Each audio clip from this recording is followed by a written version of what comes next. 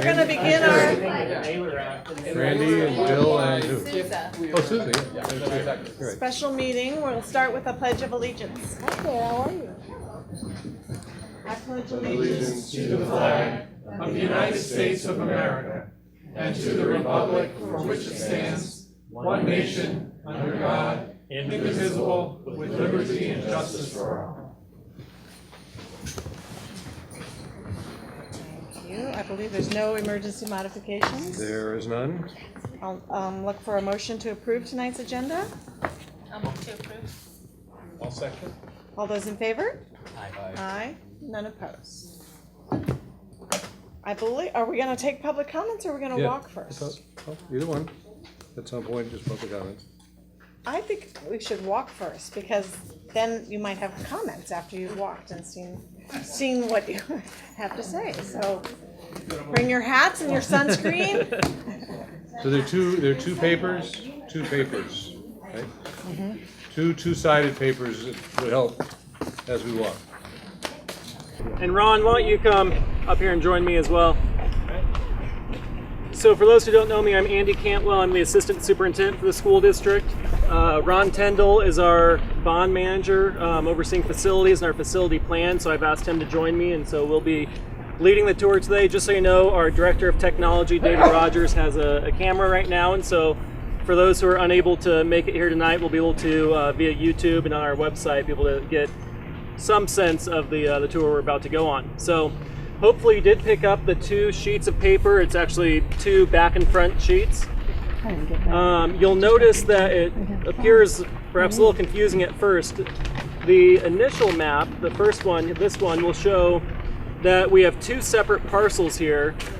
We'll call this one parcel 1, and you can actually see that we've taped off, and we'll walk over that direction, but we've taped off where the parcel line is for the second parcel.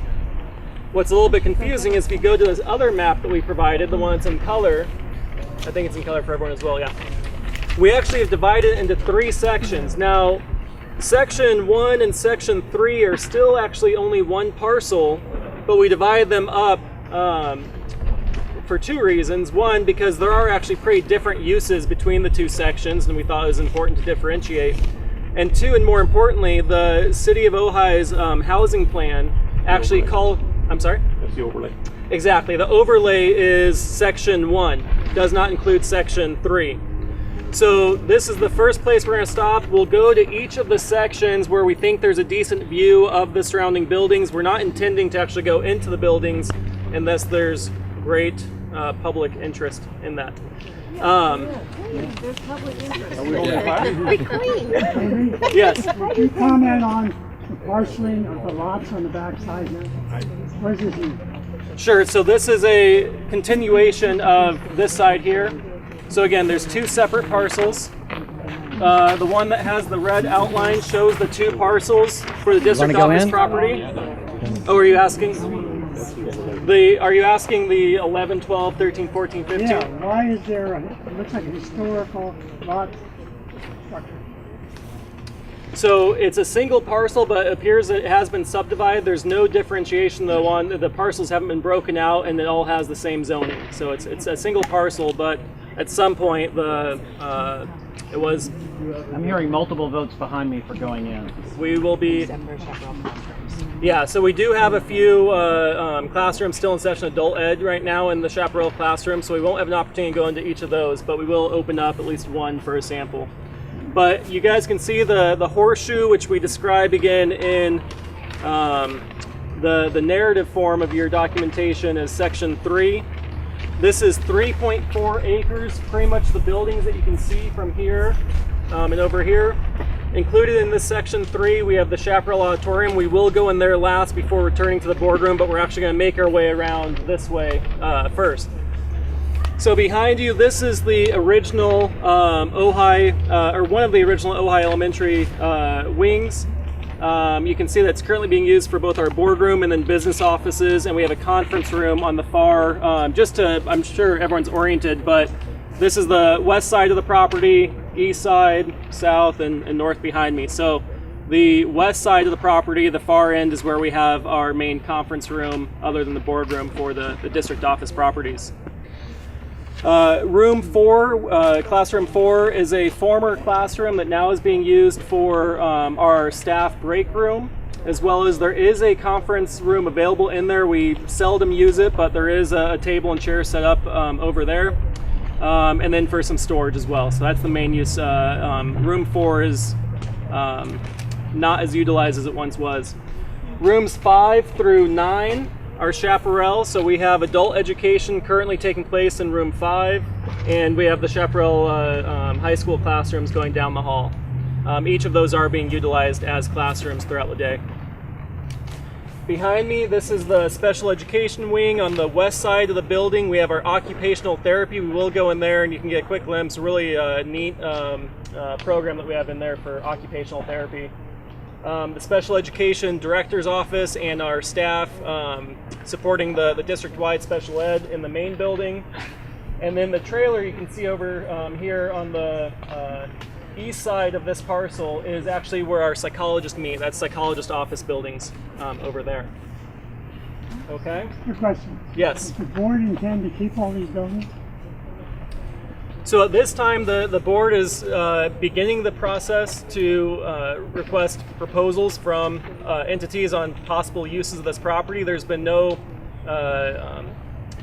plan as far as what may or may not occur on this property, including it may remain district office functions going forward.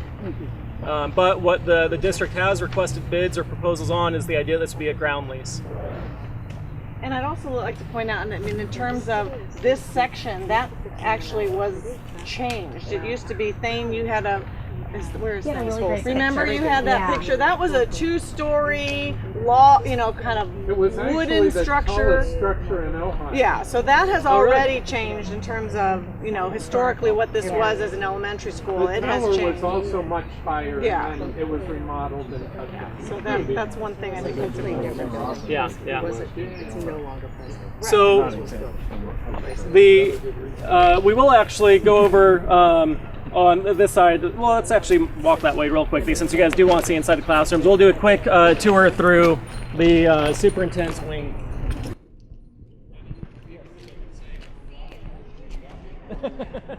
for the translator.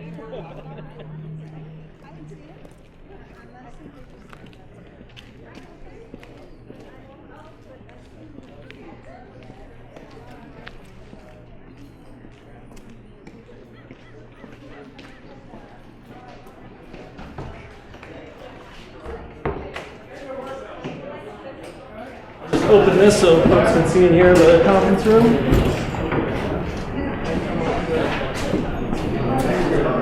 As you're walking down the corridor, you can see the conference room right there.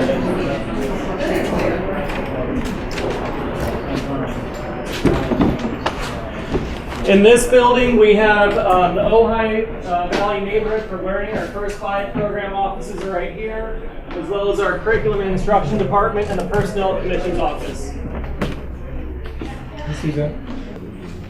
All right, I think, is everyone in?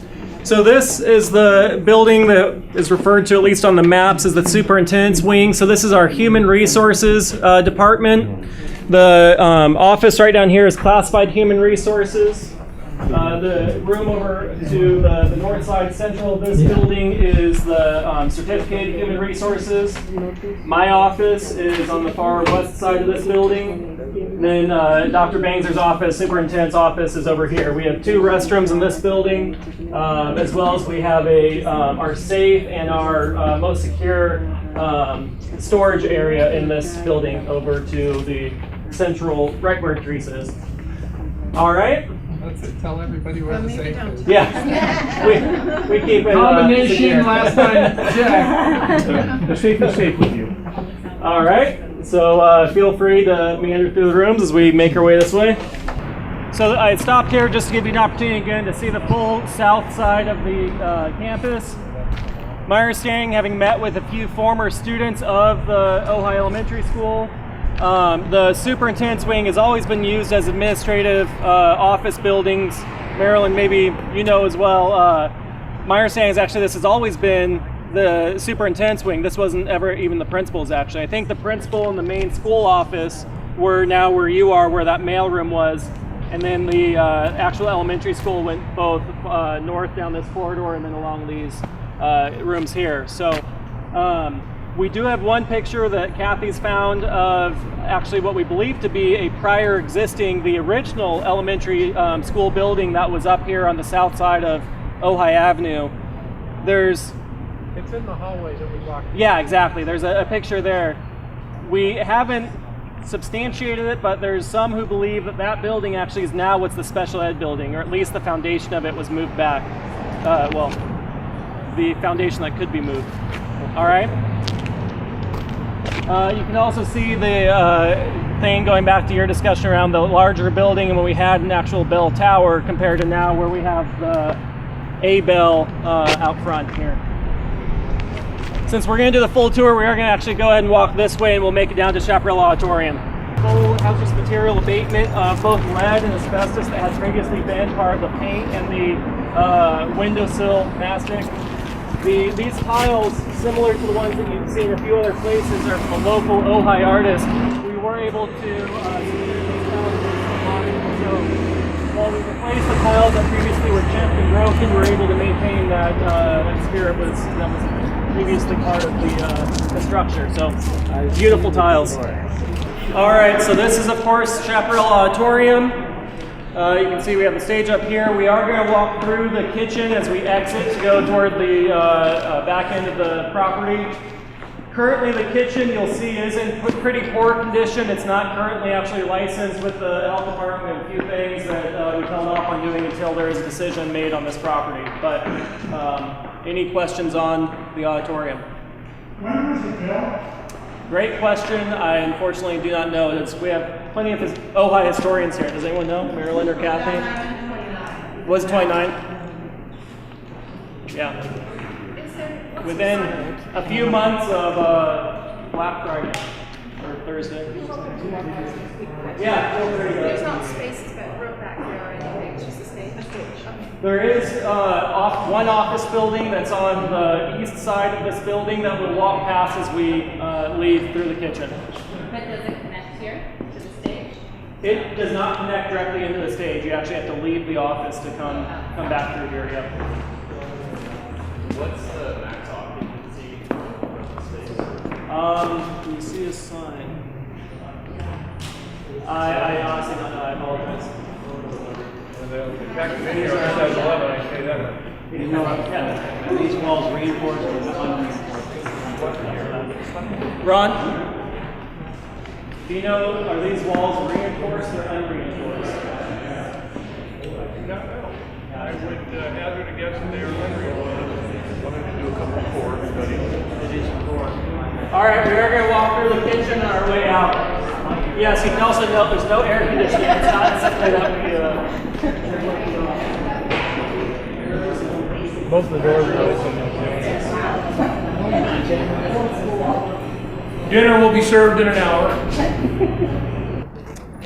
All right, so we do have a land lease with the city for approximately 3/4 of an acre here for the park and ride as well as the skate park. We have about 6 years remaining on that lease. 7 years, 6, 7 years. There's a lease on the park and ride too, I believe. Right. And they both occupy 3/4 of an acre? Yeah, combined it's 3/4 of an acre. So That's this imaginary line behind the black right here. That's what I'm. that's exactly right. So This was an 7-year lease. This was correct. This was an attempt to put that skate park onto this site plan. But I saw the line there. Yep, exactly. So again, we have two parcels on this property. The west parcel goes until the tape that you see here, and this path of travel is part of that west parcel.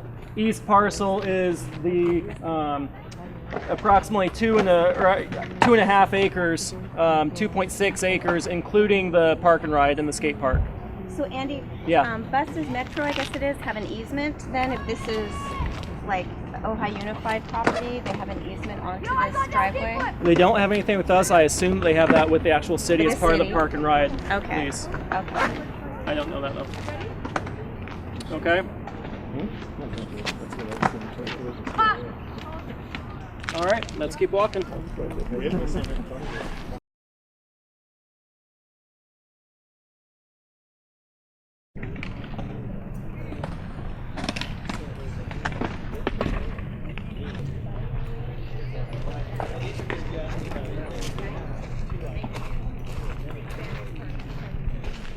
All right, so once again, this side over here, the east side of the property is parcel 2. So our second parcel, which includes our our fuel tanks. Within this site, we do have diesel, natural gas, as well as regular gasoline. So we have 3 separate tanks. The natural gas has been decommissioned. This space is typically used just for the housing of our buses. You can see that we have a few buses out currently, or perhaps they're actually, looks like we may have them over by the mechanics garage. Yes. Are there any tanks that are underground on the property? Only these tanks over here, they're They're above ground, to my knowledge. The decommissioned one is not underground either. No, that was the newest one that was installed, and that one is one of the ones over there. Were there ever? That I don't know. Okay. And then obviously with the maintenance yard here, oil and all of the hazardous waste that goes along with it, has there been a study on it as far as how contaminated? Is it contaminated? There's been no soils test performed on this property. We are required as a school district to have monthly rainwater testing to ensure that the water runoff does not have pollutants or are not polluting our watershed. And so we have passed each of those tests, so we know that we don't have active contaminants that are on this property that are able to leave with a water event, but there's been no actual soils testing. If this facility were to leave, is there a replacement for it? If you couldn't do it here, could you do it somewhere else? There is no natural place within district office or within Ojai Unified School District properties that would be able to house our transportation functions while remaining as active schools. There's other sites, obviously, in the city of Ojai that could accommodate this. That's what I just asked. Yeah, the service yard. So not within there's a a school number of district places. property. We haven't engaged in conversations with the city or other entities as far as if it could be a shared it with another Okay. entity. Okay, I get it. School district, city. Right. Okay. Any questions around either parcel 2, which again is obviously the not developed portion of our property, or least developed portion of the property, or any of its functions and uses over here? It goes to the irrigation, to the channel? Yeah, to the Branca. Yep, that's correct. Any issues regarding the flood control channel? Anything that any developer or any entity would be concerned with? Not to my knowledge, but I don't know. So many of the due diligence questions are what we'd actually be putting on the developer's responsibility to be exploring. Okay. So again, we talked about at the very beginning this sheet here that has the property broken into 3 sections. 2 of the 3 sections were included in the city's housing plan for the overlay. So that would be all of this parcel here, as well as where we're about to enter, which begins roughly right here and is everything north of this dividing line here. So the section 1 on this map does not include the special education building or any of the buildings associated with Chaparral, but it does include all of the buildings back here as well as the preschool. Any questions? One last question on the flood control. I remember Russ Bagley talking about the stormwater retention and stormwater gathering and stormwater. So technically with that flood control channel there might be access to capture some of that water and actually utilize it on the site. Something to think about? Chuck would be the best person to answer any of those questions, so I'll defer to Chuck's judgment on that. Okay. All right. You can see we have quite a bit of just trash over here. What looks like trash, a lot of it is just pallets that we will often repurpose when we can. We do have some metal back there that once we actually have collected enough, we will recycle and get the salvage value on the metal. So that's why you see some older pieces of metal back there.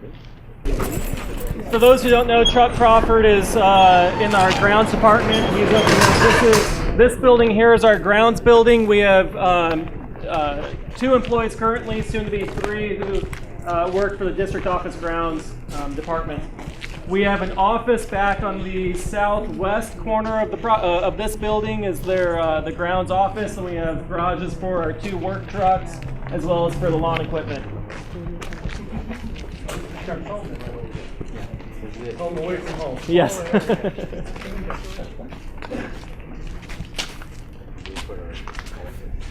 All right.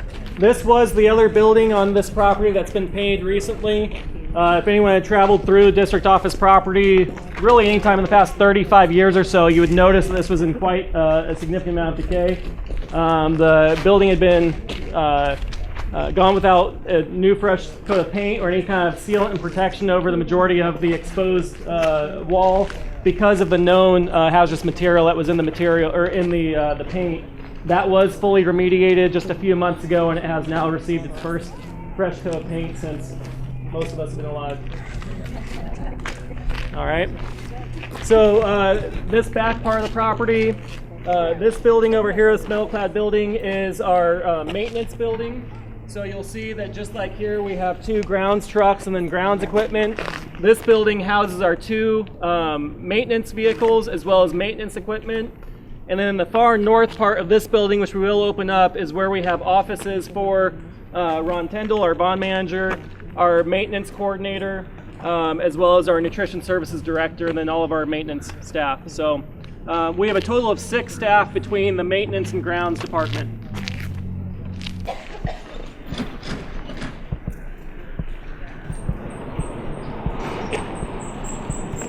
Thank you, Ron.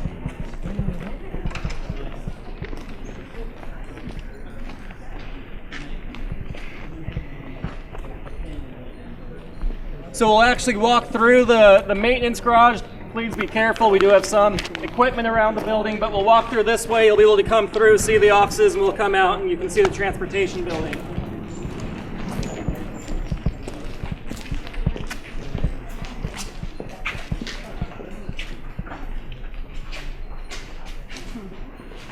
So again, this is our maintenance, two work trucks, and then quite a bit of equipment and spare parts that we hold on hand in this area. This is our locker room, key room. Great, get a little peek in here. Right here.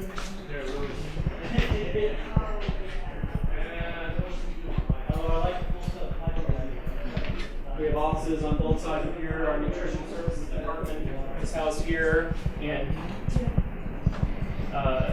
maintenance as well as facilities in here.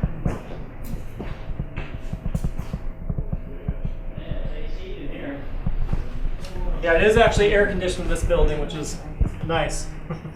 Nice for our grounds folks like Chuck who are out in the Plan files. 100-degree days. Oh, that's a hell of a question. I don't know, sometime before. When's the last time you got out? Not during the week.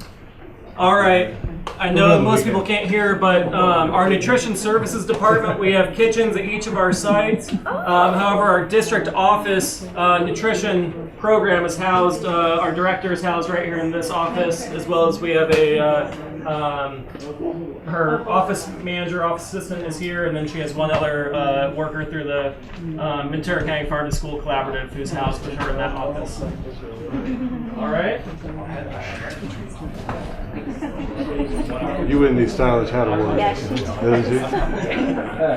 Stylish, but probably dirty from the garden.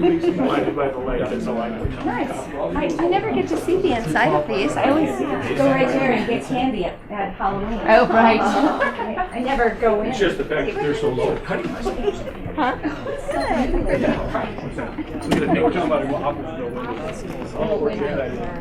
I don't want anything but a Snickers. You have a Snickers? Okay, I'll take the Snickers. Do the right thing. Yeah. Exactly, primarily for special education students who are picked up directly from their house, and oftentimes they're actually transported to schools outside the valley for regional programs, Ventura or Camarillo. All right, this here is our mechanics garage for the buses. He also works in all of our district fleet, as well as fleet is a generous term. District office fleet vehicles, which consist of currently 4 buses. We do 2 daily general education main runs through the district with 2 of these buses, 524 and this one over here, the 503. Andy, Andy, I know this isn't a part of the talk, but what's the age of these buses? This one I believe was purchased in '93. That one is '95. One or the other, '93 and '95. This one was actually just purchased in 2012 or 13, Hank, do you remember? So if we had a natural gas outlet, why weren't we trying to think of natural gas buses? We did actually. We just sold two. Exactly. We just sold two natural gas buses about 9 months ago. They require, it was much more upkeep for us to maintain them, and actually the tanks that were on them were requiring a full replacement at about $20,000 a piece, and the tank that we have, if we kept it in service, was going to be a $50,000 upgrade required to keep the tank in service. So that was why we made the decision. And then once we, again, started to reduce our bus routes, or continue to reduce our bus routes, we decided to surplus those. So again, we have 4 buses total, 2 of them general education routes. The 552 is our special education bus. We have 1 bus that's right now just used for backup in case one of these 2 are down, which again, given their age, they are unfortunately frequently down. The bus garage, it is required that we have a garage that allows us to work on a vehicle indoors. It is, again, unfortunately with the age of this fleet, pretty frequent occurrence that we're working on them, and so you'll see that this bus, or this garage does have space to actually pull it in to be outside of the, protected from the elements and from, a secure location if it's having to wait overnight to have work done. We'll walk through this one. Completing the story loaner fleet, 4 buses total currently, and then we have a number of vans, predominantly special education vans that are taking the students outside of the valley. So if a student has unique needs that we're not able to serve within our own schools, then they'll be going to a school in Ventura, Camarillo, San Paulo, a few different locations. So that's our van fleet. Warehouse open? Yeah, they probably want to do that. Thank you.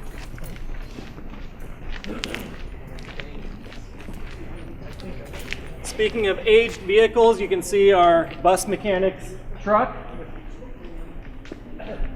Fortunately, he is a mechanic, so he's been able to get every mile possible out of the vehicle. This vehicle recently, this van actually is being converted to become a maintenance vehicle. Again, we have 6 staff in our maintenance and grounds department, only 4 vehicles. So for the past year, we've had people doubling up. This van was actually surplused out, and so we were able to salvage it for about $3,000 to get it fully back up and running and actually install the equipment on it.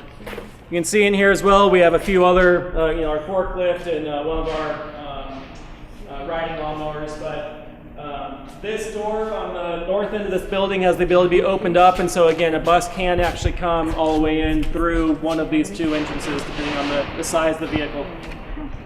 Our transportation department is housed here, so we have our transportation supervisor and dispatcher's office, same person. Supervisor is also our dispatcher, is housed here, as well as the transportation team. The van drivers and bus drivers will come into to this building to start their day. What's is that chickens? We are going to go over there, and the south side of this building is our warehouse, and so we actually have the doors open for that right now. We'll go over next to our warehouse. All right. Feel free to take a look. I am terribly sorry to disappoint. I heard the excitement when I said we're going to go into the warehouse. Unfortunately, we are not able to. That is actually locked separately from the locks that all of us have to maintain the security of the contents in there. I will say that our warehouse is less utilized than it has been in the past because we have gone to a drop ship program for a lot of the custodial supplies are going directly to the school sites, but still very actively used for nutrition services. One of the biggest areas that we're using the warehouse on a daily basis for. We do have food storage both in the this area here, as well as we have cold storage. Sorry, yeah, we do have cold.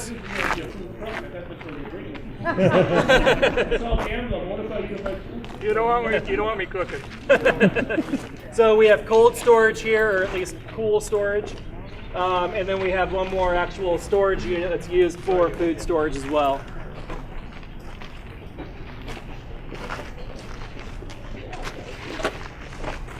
All right.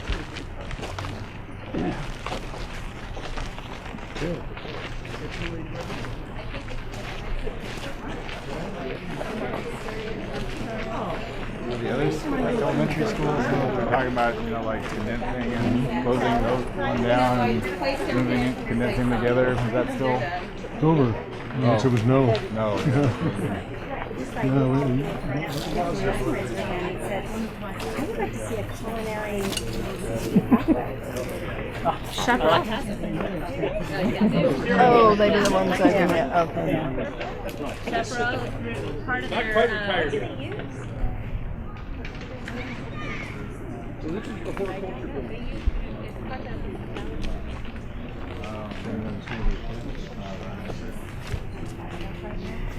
But I know you know. Right. I've been here all day. So the first room in this building, we call it room 13, is it's been used for a number of different purposes, including our elementary independent study program. Currently, it's being used for the Chaparral's Career Technical Education program for horticulture. So if you notice when we walked by, directly behind you, you'll see a number of succulents. That's part of the horticulture's program. You'll also see as we walk this way that you can see some of the various work that they currently have, including a hydroponic system. It's really neat. And then I may hand it over to Sherry once we go over to the preschool. Do you have a key to open up this gate? I'm not sure my key actually opens up the gate over to yours. Yeah, I can. Okay, we'll walk through this way. We could have run this line out of any of those holes.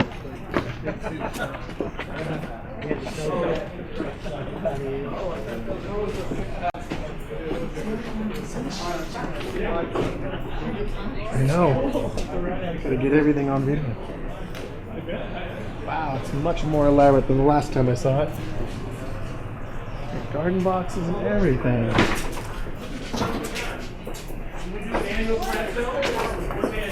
You might actually push the door all the way up.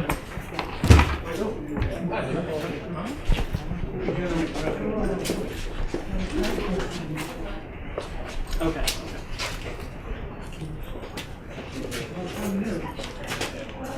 So this is the back side of our special education building. These are offices, our special education director, program specialist, 2 office managers, speech therapist, our behavior specialist.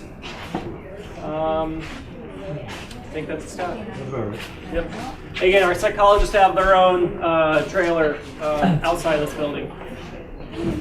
Only building classrooms have to have the ability to see architecture. I'm sorry? They have to be approved. Oh, no, that roosters don't have. No, I went to high school back.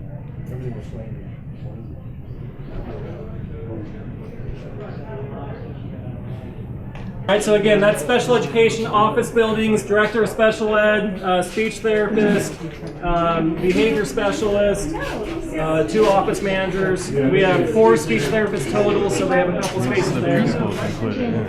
This is my favorite building, or room.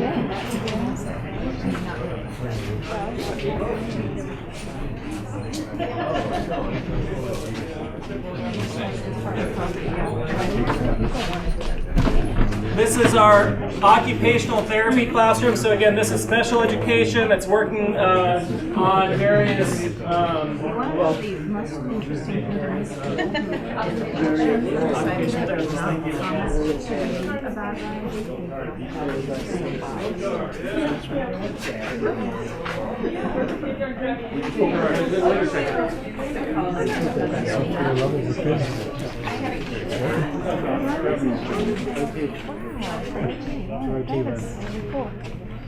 Yeah, it actually is. You know what? All right, and this is our preschool A Place to Grow, and our preschool director is with us, so I'm actually going to allow her to give the tour of this property. This has previously been used as kindergarten classrooms, as recently as within the past decade. He was there. Oh, really? Okay. Topa Topa did not have a kindergarten. It was actually housed here, and then they would move on to Topa's first grade. Use special education. You obviously have to play. Oh, okay. You can play if you'd like. The swings are my favorite. Very soothing. yeah. I've been known to get on that too.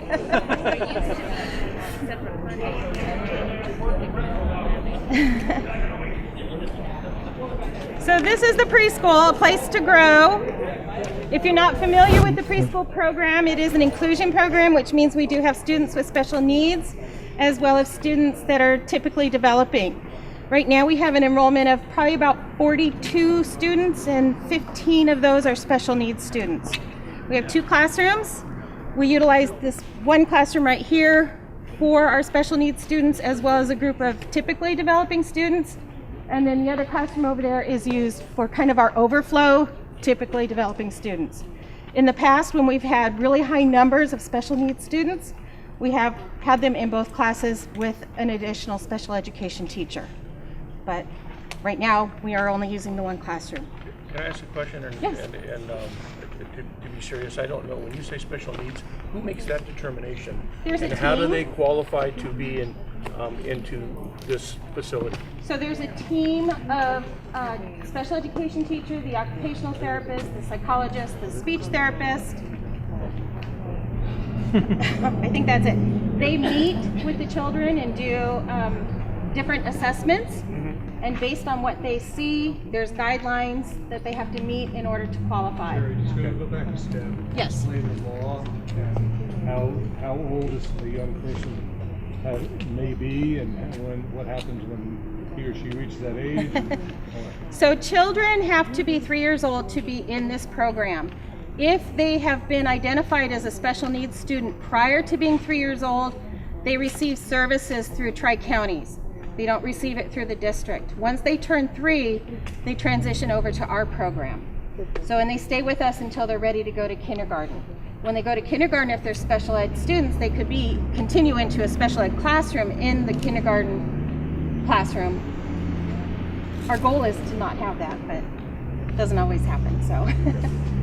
Thank you. So again, the responsibility, depending on what if you didn't hear earlier, Sherry was talking about, there's a whole team that comes together if there's a student who we believe may qualify for services. And so that team will work together on performing assessments to see if that child does qualify for the supplemental services. If they do qualify, then the district does have a responsibility for students who are younger than kindergarten age, for preschool students, age 3 and 4 students that otherwise, in a non-special education setting, we don't have responsibility for until they reach that transitional kindergarten age. So there is a lot of benefit, and I'm not familiar with a district, maybe you are, that if they run a preschool like this that has the inclusion program that's not connected in some way to their... I am not. In Ventura County, I don't know that there's any. That run programs at all? They have like Head Start programs, right. They have, they will have an early intervention special ed program, but they don't necessarily have an inclusion program. Okay. So up in my previous employer was Santa Barbara County Education Office. Up there it is a lot more common for districts, and us as a county office, we would run those as well. Always they would be very closely geographically located to the actual special education building, because again, there is so much overlap and intersection between the preschool it's servicing, again, all students, but including those with the special needs, and then the services that the special ed department's able to provide. Andy, this is part of the overlay. Correct. And is there any discussions regarding a carve out for this to lead this? Has anyone brought that up, how the importance of this and this facility and what it provides to the community? Has anything come up in any discussions that you've had? There's nothing but positive sentiment about the program, but we haven't gotten that far along in discussions to whether or not there'd be carve outs or what those carve outs may be. So there's 42 kids here now. Do you know what the capacity is? What was the total capacity? Our capacity is 45 on any one day.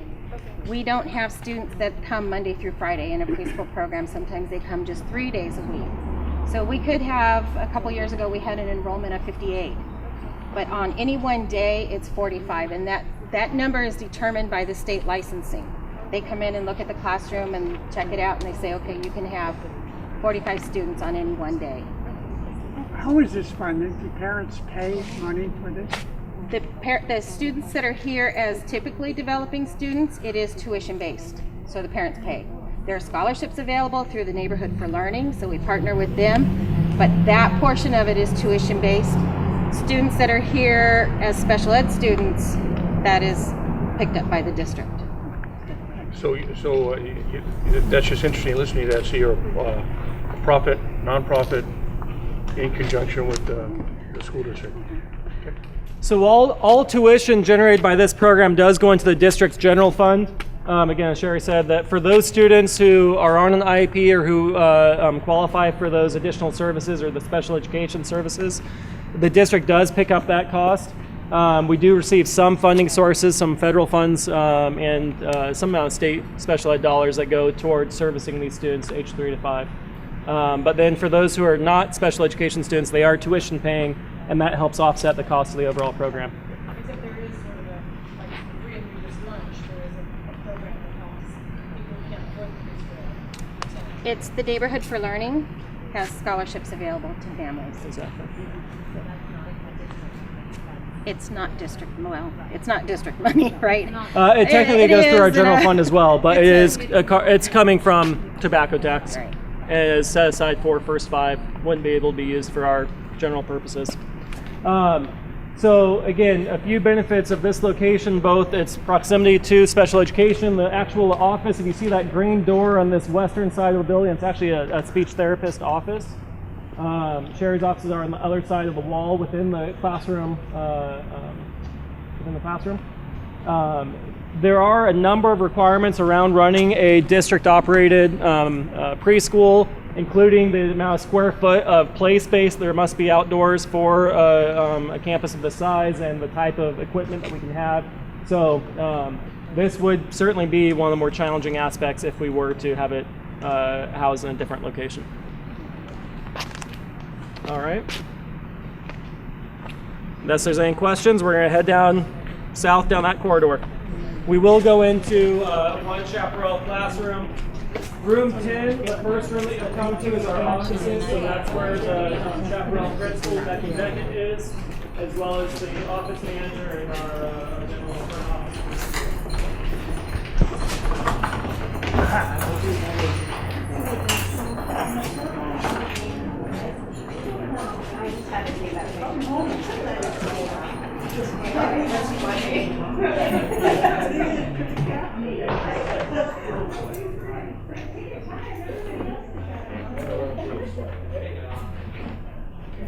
There. Kind of cool. All right, we have opened up this classroom so you can see a Chaparral classroom. Chaparral currently has about 45 students. They must be age 16 to attend this program. It is a morning program. We do actually offer PE, which is why you see the basketball hoop out here. This is our modified version of physical education. You're doing good. Yeah. Come on, North Fork. Yeah. Okay, we're at the very end of North Fork, all the way to the back.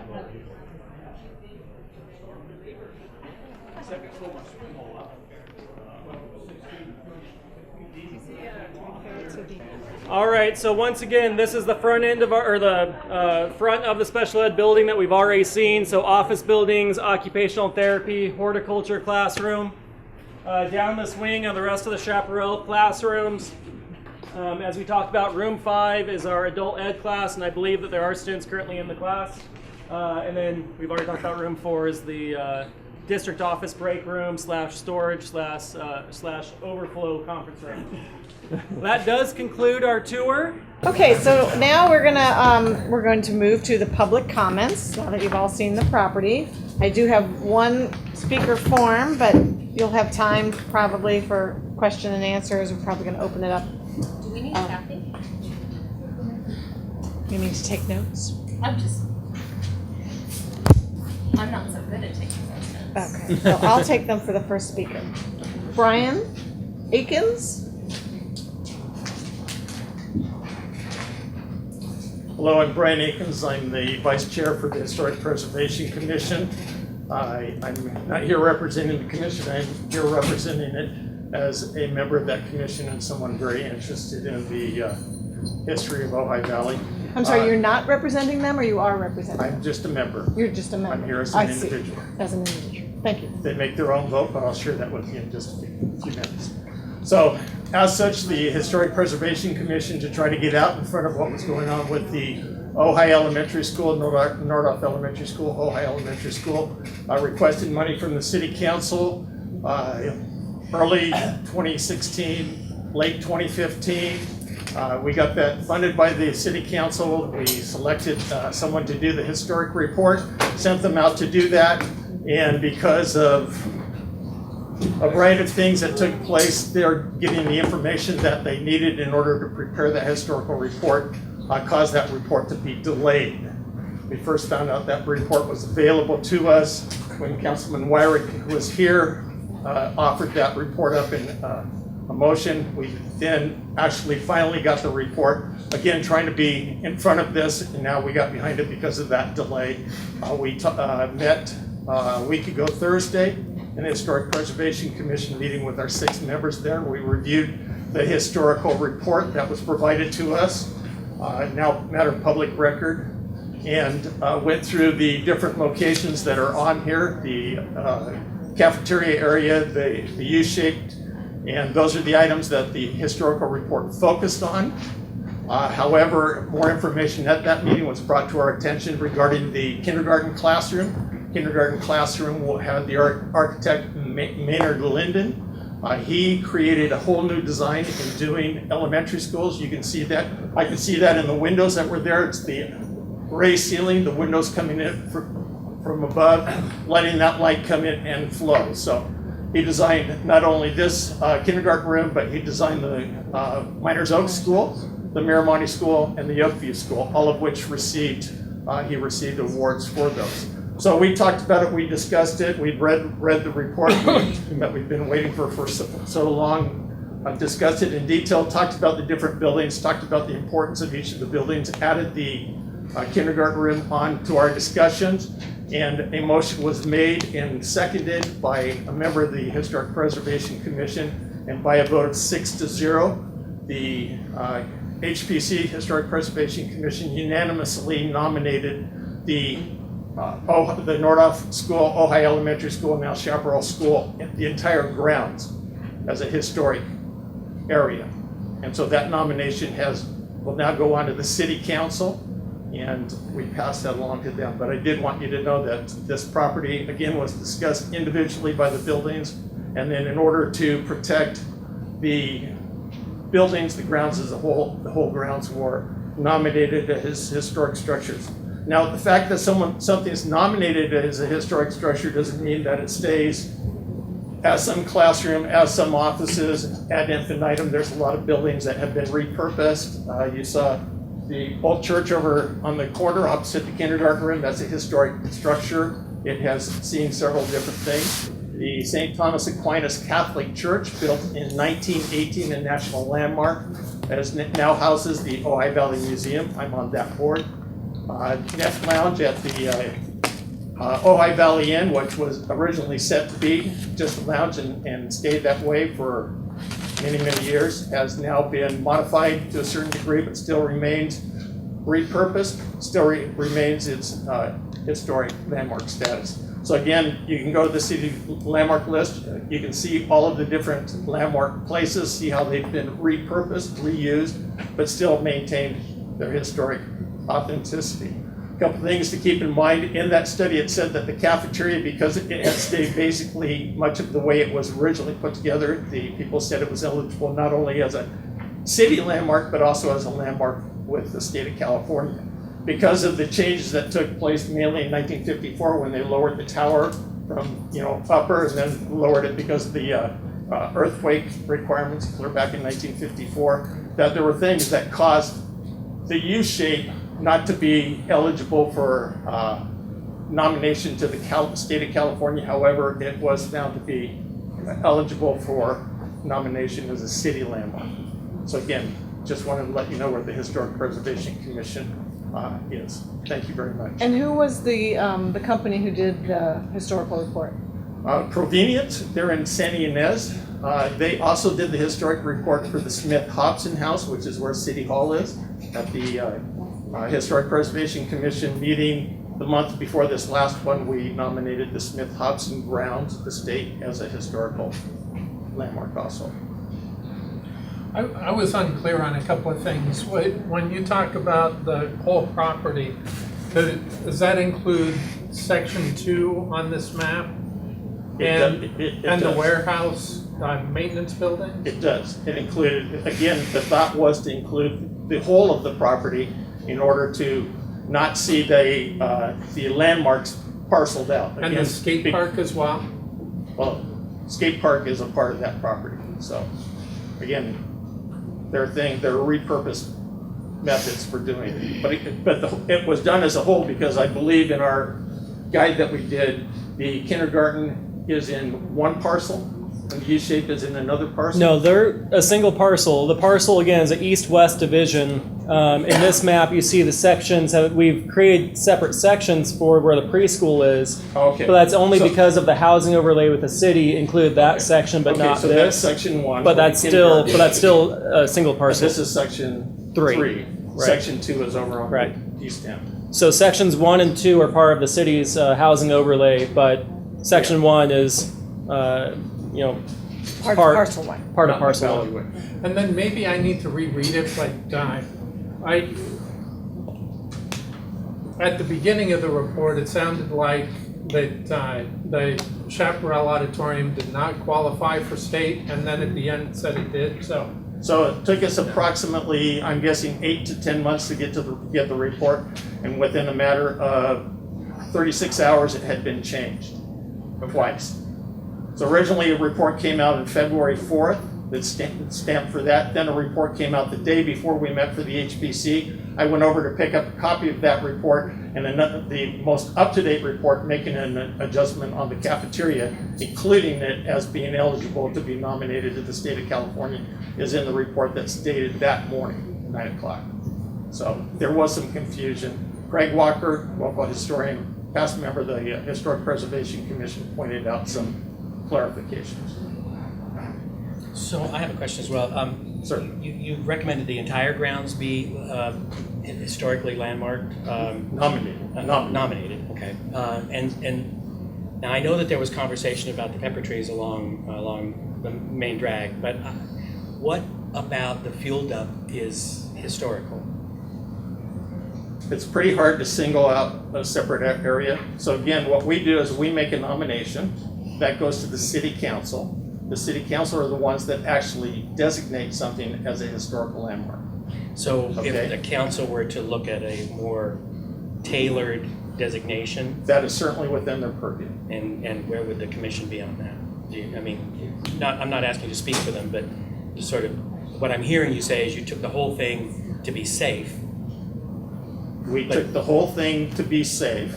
I'm sure each of us have their favorite parts. I have a father-in-law who went to school here as a kindergartner, probably kindergarten through whatever grade it went to at that moment. So I have my familiar, so yes, so there are things that I'm sure the details that need to be worked out. Again, that's something that will be done by staff along with the, probably talking to the HPC, but eventually it will go to the city council and they will make the designation. And they have at times disagreed with the Historic Preservation Commission, and that is entirely within the right. So again, we just make a nomination. Again, that vote was 6-0. We're missing one of our commissioners. And the criterion is different than the state criterion? The state included the cafeteria area because there had been fewer changes. The integrity of the building as it was originally put together seemed to be in keeping, whereas there had been changes to the U shape. Again, the biggest change that they called out was But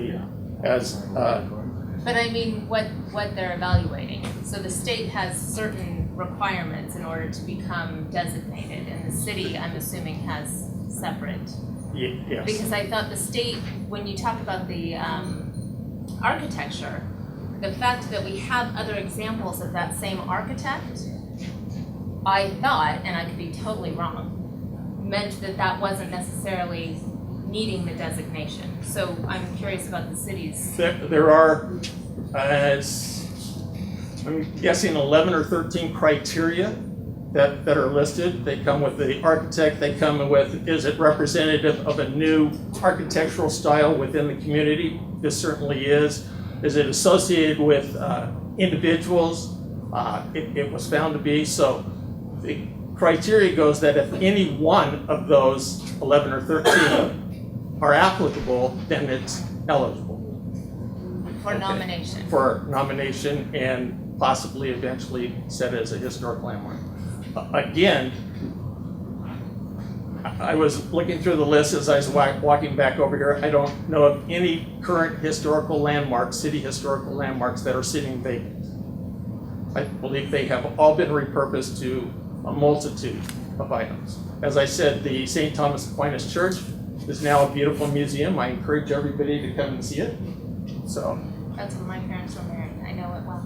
People come in there all the time and share their memories with us. So again, there is a criteria, and that's what they look at.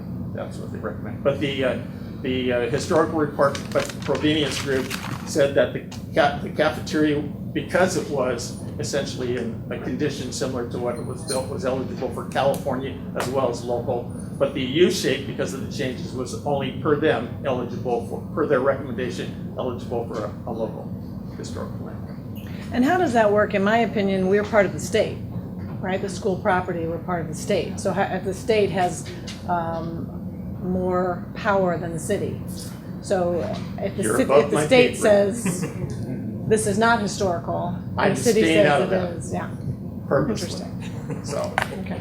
I've watched everything over the many years of discussions. So I have a quick question. That's a question. I haven't read the underlying reports. Did the report you got from the consultant actually recommend that you nominate, or did it just give you factual, objective information and you use that information to recommend the nomination? Again, two things. So we get historical reports, which are recommendations to us. Right, to designate as landmarks, or just telling you information about the history of these places that you then use to telling decide? us about the history of the information and then make a recommendation on whether they believe it is eligible to be landmarked at the state level, well, at the national level, state level, or at the local level. So the eligibility is the objective standard, then you guys decide whether you believe you want to nominate based on the fact that you think it's yes. They could have said, no, we don't think it is, and we could have disagreed and gone ahead and made the nominations. But in this case, they did make that part eligible for California and local, and the U shape for city landmark. They did not include the elementary school because that's not what we were focusing on. Again, that was brought to our attention, the historical status, again, with the architect, Maynard Lind, and his. Again, he was a well-known, recognized architect. We talked about Maynard's design of Miners Oaks in particular during the 7-Eleven process. Yeah. So again, that report is public knowledge. You can access it by going to the Historic Preservation Commission agenda from the last meeting and clicking on that link and printing it out. But keep in mind that the latest one is the one that was done that Thursday, submitted that Thursday morning to the city. So, as I understood it, the report as it was initially presented was not making a recommendation because it looked at... Not making a recommendation for California. Well, because it only looked at a specific area. And it's based on just the limited area that they looked at, they weren't going to make a recommendation. We asked them to look at the cafeteria and at the U. We did not ask them to look at the elementary school. Right. Okay. So when that they did not make any recommendations. I actually watched the meeting. So when that was brought up, did that go back and then was the report restudied or did they just add it in? I mean, it seemed if it just got added in overnight, I'm just wondering what process was used to add that in. The historical report is an aid to our making a decision, the Historic Preservation Commission. So we felt like we didn't need to, well, one, there wasn't money to go back and do a whole new report. we didn't want to go sit and wait for 9 months to do a whole new report at in the elementary school. We had information at that meeting that made that building significant and historical to us. And so that's why we then encompassed the whole property. Okay, so the report that you got from the consultant Did not address did not the include elementary any of school. that and still has not.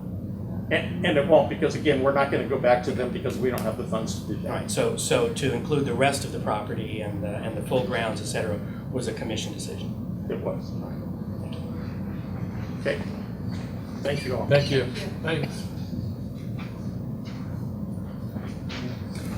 Anyone else?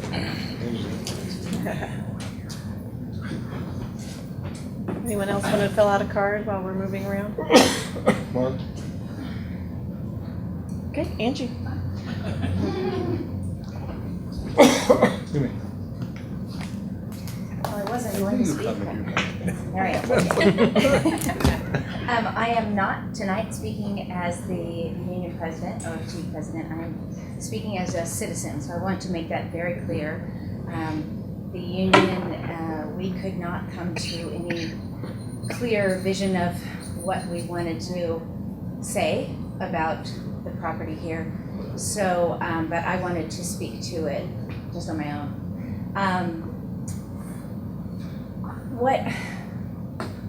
I guess what I want to say is I have made Ojai my home. And I've been here for almost 30 years. I'm married to a native Ojai person who's been here his whole life. And what I would like, while I understand that the school district has a responsibility financially, and I want them to be responsible financially about how this property is leased and used and what we do. I also want the school district and the board to really be thoughtful about the flavor of Ojai, the feel of Ojai, and the community. And one of the things I think that keeps getting raised in terms of fears is that we're going to continue focusing on tourism, which is great. I love tourists. I love to go downtown. I love to talk to people when things are happening. I love that feel in town. But at the same time, this is my community. And what I would love to see is that we do something here that supports our community and the families that live here. And if that's affordable housing, I know that's out there. I want that.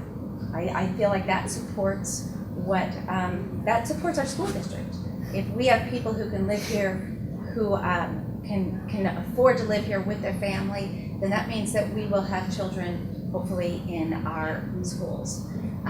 If my vision for this property is like a plaza or a courtyard, and I would love us to develop or work with people in the community, and I don't know how this process really works exactly, but I would love for us to be able to say that we've taken our land and worked with a developer or someone to enhance our community, not take away from it, and to make it where families can come and enjoy being together here, where there are evening dances for couples that are lovely and wonderful, and theater going on in Chaparral, and so that we build our community here, and we as a school district with the community work together in some manner to make that happen.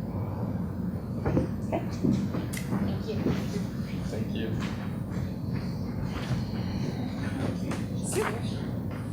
Mark, why don't you just go ahead and go? All right, still only get 3 minutes. Press the button here.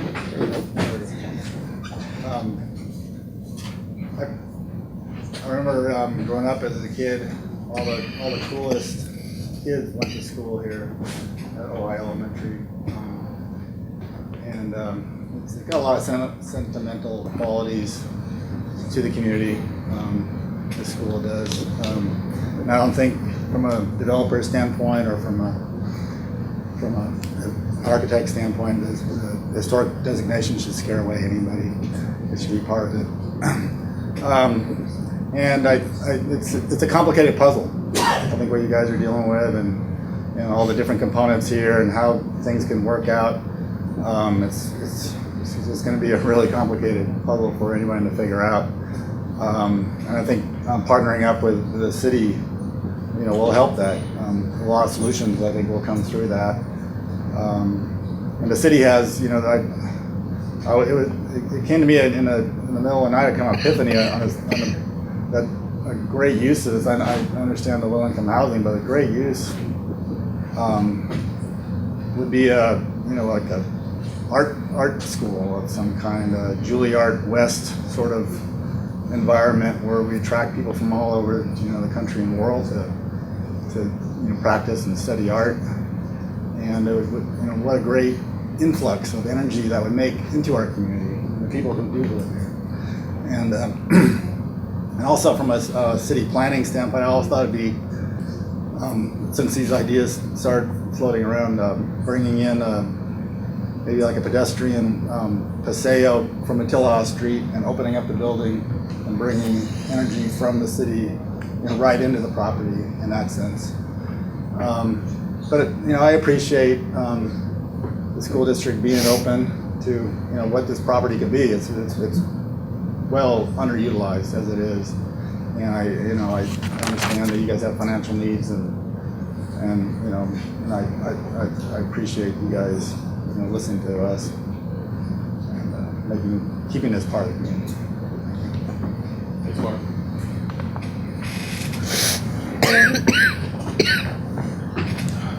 Thank you, Jane.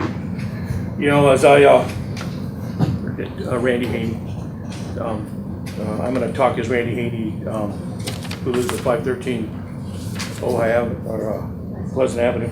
As I sit in here listening and doing the walkthrough, a couple words came to mind. The first word is daunting. The next word is unique. The next word is special. And then the last things that come to mind are Ojai Unified School District and the fact that your district is not, its boundaries aren't just within the city, that your district is within the surrounding area. So the conflict is inherent that the city and the city community has one specific or a group of thoughts on how to utilize or how to repurpose this site. And then the school board parameters, the 7-Eleven committee came to the assessment that all of the other schools within the district needed to stay as present, and that this was the property that you could do something with. So I applaud you guys for sitting up here and taking on this role and having to think this through. Some of the comments are actually very true. Community comes to mind. If you don't take the time to include the community in anything that goes on with this property, there's going to be a humongous divide in our city. I can just feel that already. And you'll see the same divide that you had on the 7-Eleven. Protect my school, protect my specific needs, and then you're going to see that in this community when they start talking about this property. And like I said, that's why the first word I said was daunting. It's going to be difficult. And I think one of the biggest concerns that I have is the fact that it seems like this is on a fast track agenda. And I think we need to figure out how to put the brakes on that and how to get back to this community and how to do some needs assessment within and have that broad discussion and get that broad buy-in. And because of the uniqueness of this site, it's going to take a unique individual, company, or thought to make this fit with what everyone in this room wants and what everyone in this community wants. And that's, to me, is even more daunting. Because who is that guy? Who is that wizard? Who is that person? Who is that company? And I don't know if we have the time. I don't know if you have the time. And then one thing I just wanted to touch on is, and Sheila and I talked about it, was the fact that we passed this through the Ojai Flow, the rebuying back of our water. And then, obviously sending it to Casitas to be our purveyor. But that was a $60 million bond. And the fact that this community couldn't come together and give you more resources to actually repair and to bring these facilities, not just this facility, but all of our public schools up. It saddens me, because when you look at that big picture, it's peanuts. It's so small, the amount of money that any of us would have had to pay to have a great school district. It astonishes me. And I would ask you, or suggest to you, that you go back and you ask for more, and that you actually demonstrate and market and communicate. When you walk this kindergarten and you find out all of the good things that it's doing, and we don't know about it, that's sad. And we need to know as a community what you're doing, why you're doing it, and the importance of community. And I know that every one of you, and I've said this too, every one of you believes in this community, and every one of you loves this community as much as anyone in this room. But I'm just saying, for this unique site, we need to think about putting some brakes on and thinking about how we can bring everyone in and have a good, proper discussion and create some sound mechanisms and thoughts moving forward on how to utilize it. Thanks. Maybe can I ask you a question? Yeah. I'm just wondering what you see as the fast track. I feel like that's what we're doing here, is trying to engage the community and have that discussion. So I'm wondering what you want to stop. I think the discussions are coming out that people need to bring proposals. And I understand. This is what we have to do in order to get proposals. And it's like a 36-month process. It's not like, hey, someone's going to give us an idea next month. I've been involved in this conversation for 6 years. All I'm saying is it seems like there's a sense of urgency that we need to get proposals in. And maybe what you're looking for in a proposal is to give you ideas as to what could actually be done with this unique facility. Maybe that's the trade-off. And if anybody's willing. We have no idea if anybody's even willing. Well, again, to me, there's a process to that. And the first thing that you do is you bring us into that process. The second thing that we do Us is being the city or the community, which is I mean, what we're doing. Right. Today. Right. But this is today. And what are we going to do tomorrow? And what are we going to do the day after? But we've had it on the agenda for 6 years and no one came. I mean, you had more people at your leaf blower thing than we have here tonight. So I don't want to confuse this discussion, okay? And I don't want to make you feel defensive. And I don't, and that's not the point here of this of me making these statements. All I'm trying to say is I feel this sense of urgency in the community that we need to get something done tomorrow.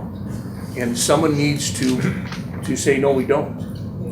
So what it sounds like I'm hearing you say is that you wish that rather than having to present a proposal, that we had discussions that led to the proposal. Is that what you're trying to do? What I'd like to see is, what does the community want? I can come up with a Piazza de Ojai.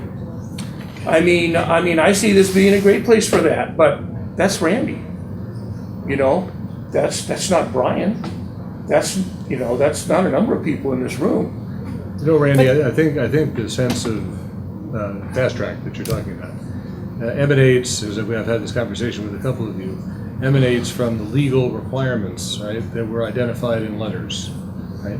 60 days in order to respond. Right. And I keep going back to Andy. We had one of our monthly meetings over at Libby Park, run by the Ojai Valley News, where he gave a really excellent explanation of what the letter is designed to do. You all responded. You're the only ones that responded. Then we all responded to you, right? Right. So we're still within that window. But I think it'd be helpful, Andy, if you just explain the day requirements that are in the letter. That does not preclude anything that Randy's talking about. So maybe you just, for the group, to explain all that. Sure. So the primary purpose that district office or district properties would be disposed of either by lease or sale, and dispose is kind of an unusual term, but that's the legal one they use, so I'll keep using it, is typically through a bid process. So that would be city or district entity or whomever that owns the government property identifies it for sale or lease, and we identify with proper advertising that eventual date by which we would be able to hold a actual auction. Now, typically that process takes at least 3 months on the short end, and more likely closer to 6 months.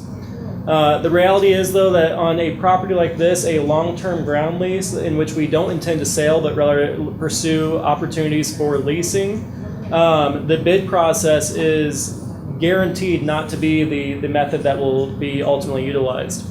That just is the default process the state requires us to first begin down before we can submit to them a request for a waiver.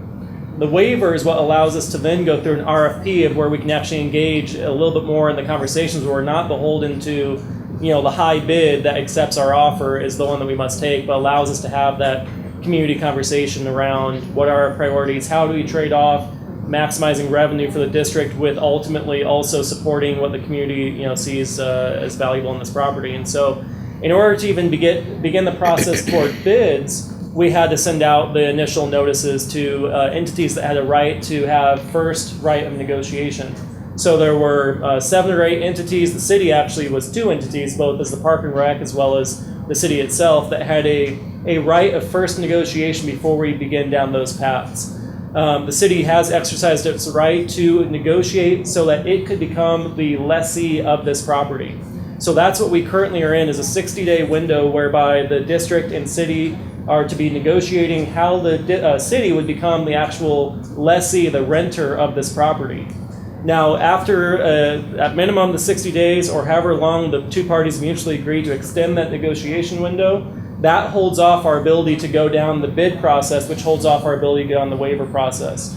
So I believe that ultimately we're at least, and this is not just me speaking, but also our counsel on these matters, our attorney, that we're at least 9 to 12 months away from having any possibility of actually entering into a lease agreement whereby there'd be a 12 to 24 month due diligence period on this property. Randy, you came up with a number of great questions about the property as we were walking, and I kept having to come back and say, I don't know about the soils, we don't know about this or that. And that's, again, that really would be during that 12 to 24 month due diligence window. So I think that we're likely, even if we went as fast as we possibly could, at minimum 6, more likely 9 to 12 months away from having the possibility of even accepting a lease offer.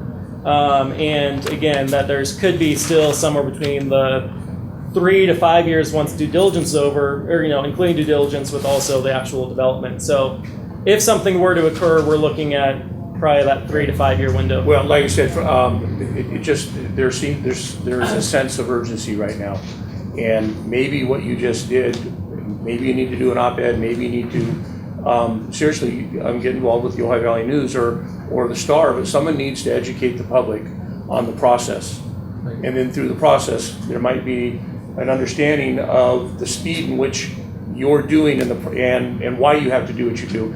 And again, Brian brought up a great aspect of the fact that if this site is designated, then that's another issue that someone's going to have to deal with and look at. So there's a lot of moving parts, but again, the community feels, and I hear it, that this is moving forward fast. And we just need to figure out how to communicate that it's not, it's a process. Right. Okay. So and I think that's very important, that there is a perception that it's moving fast, and that perception is wrong. And I think the city council and the paper, and we had a great meeting that's on our website. I think it was October when the council came and spoke. Exactly. He really lays out how the process works. COUNSEL. Right, not city council. Legal Our counsel. legal counsel, Legal right? counsel. So if the district were to say, we have this idea that we want this to be an art school, the number of developers is going to drop away. Oh, I'm not interested in building an art school. So now we have limited ourselves by saying what we envision here.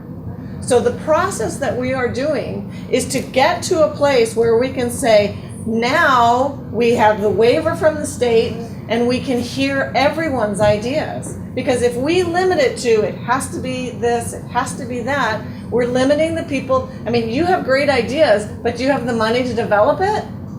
right? So that we want the developers who have the money, who can help our budget, to say, this is our idea. And then the people of the community can say, that's a great idea, or we don't like that idea. But we think it's important that developers hear the community, because the developer is going to have to go to the city council. They're going to have to go to the planning commission. They're going to have to go through this process.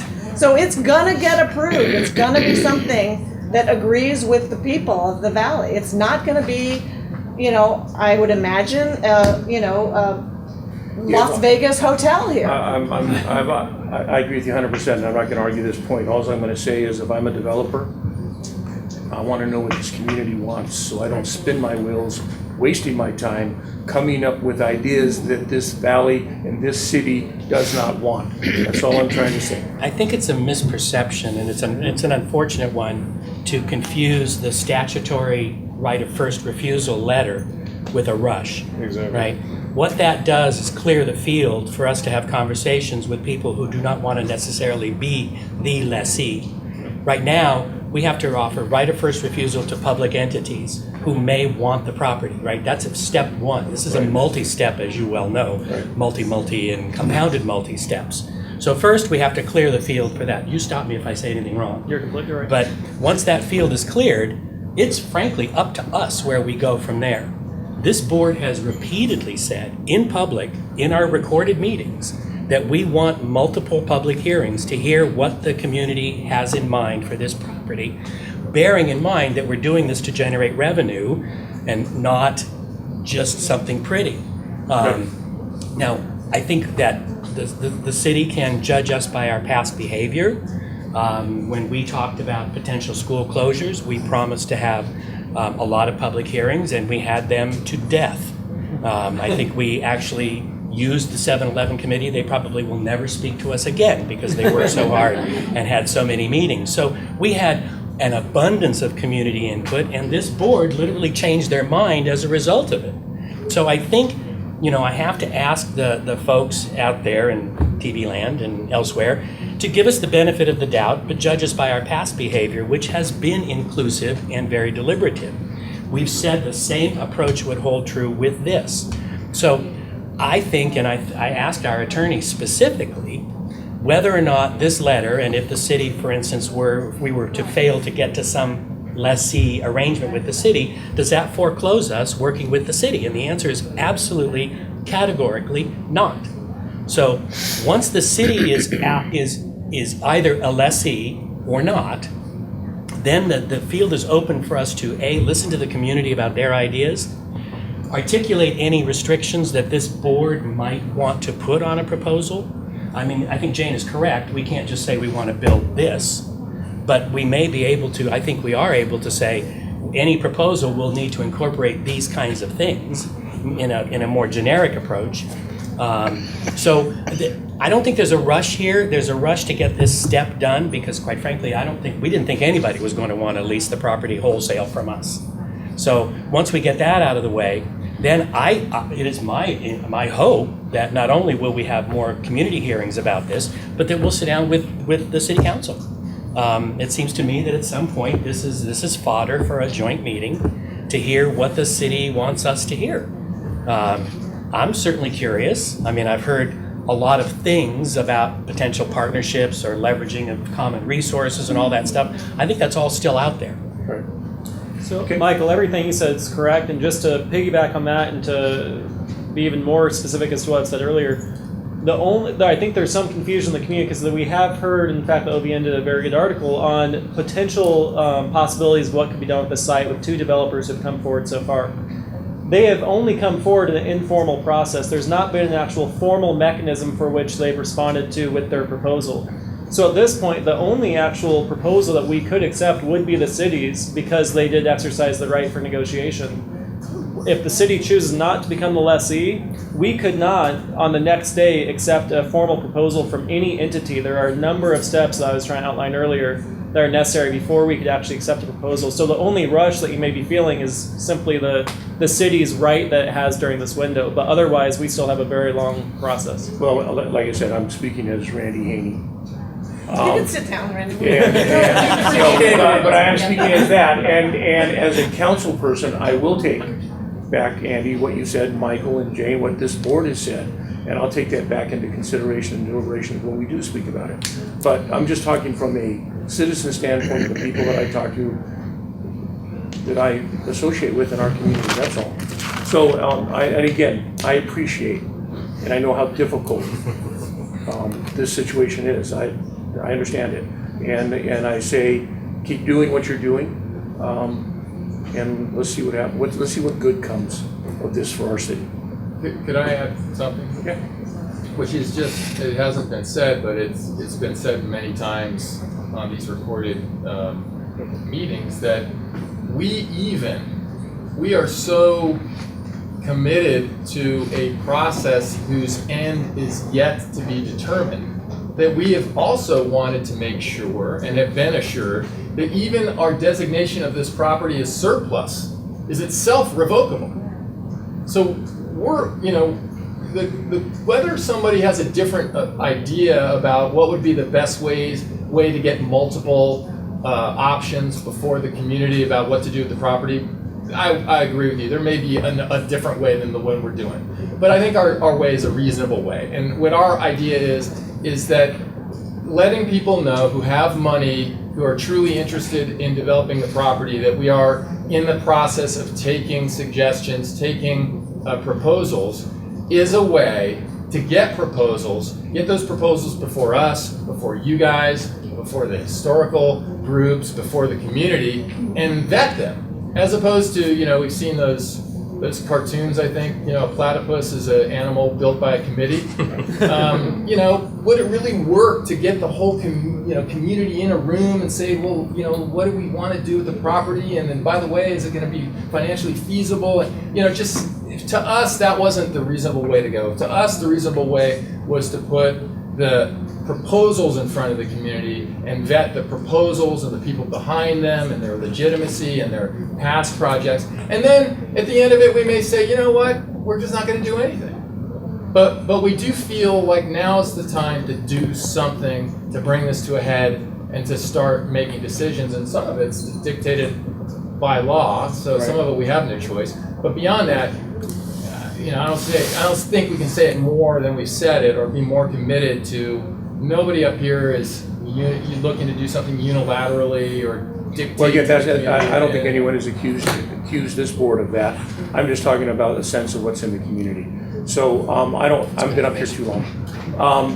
Thank you, and God bless us. While you're going back, I would like to point out that 2 years ago, the only time I'm aware of in the history of the Ojai Valley that the school district and the city met together was when Mayor Lara and myself got together and our manager to organize the meeting where we met and talked about this property.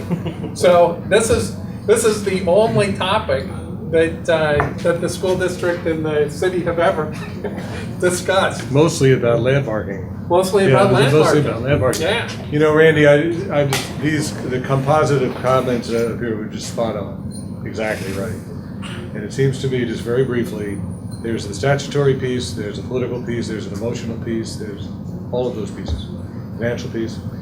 I believe, and I trust your judgment about ear to the ground and listening to the community, because I know you do that well.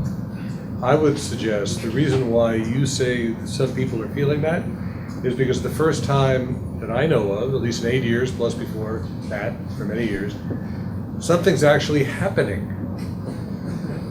Before that, there was conversation, right?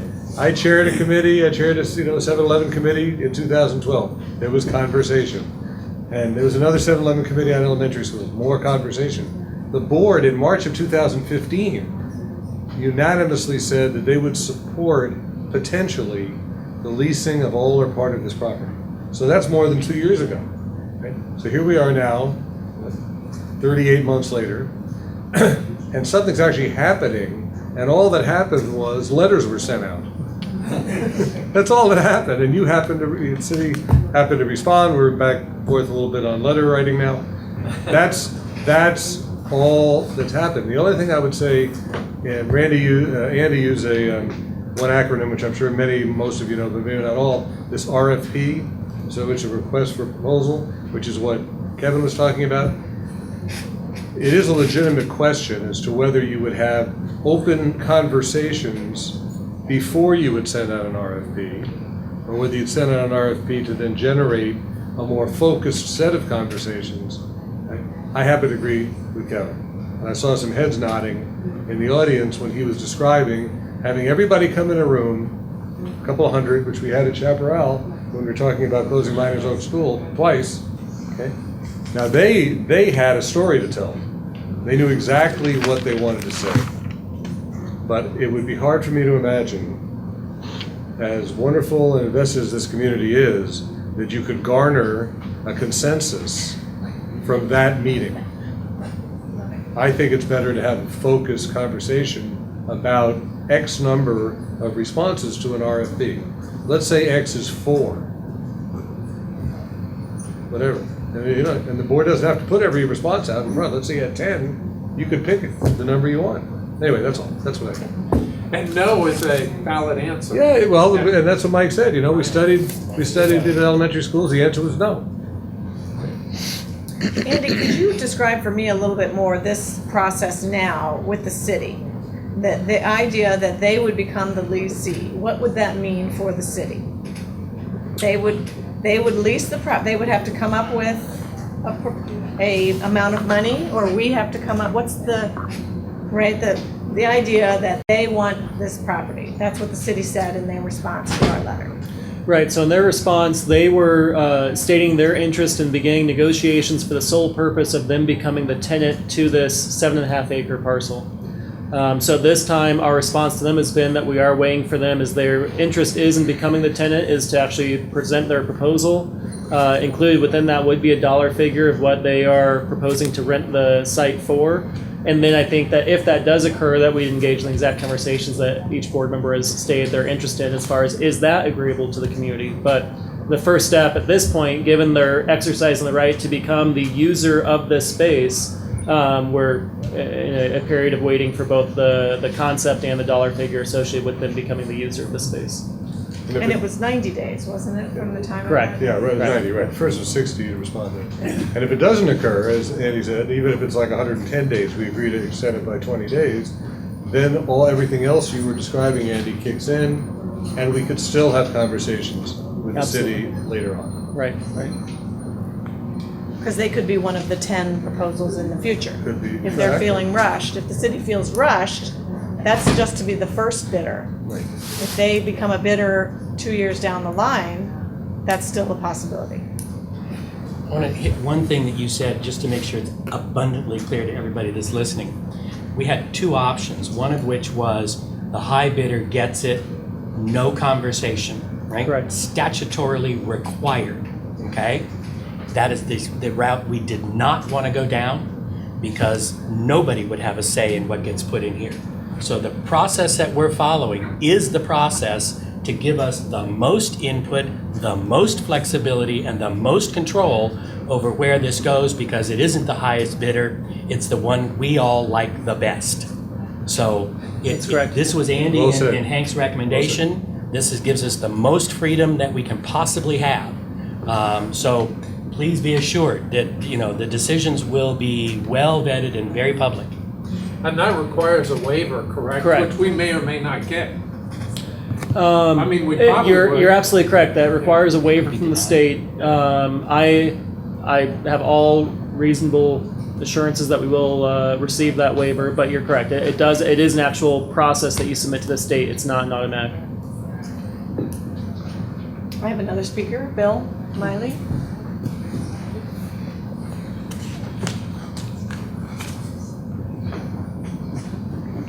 So for the record, my name is Bill Miley. But I would like to say that when this first started to come out and I read about the 7-Elevens, I thought the whole system was solved because you were going to have a giant 7-Eleven mini market with a gas station. Then I realized it was a committee.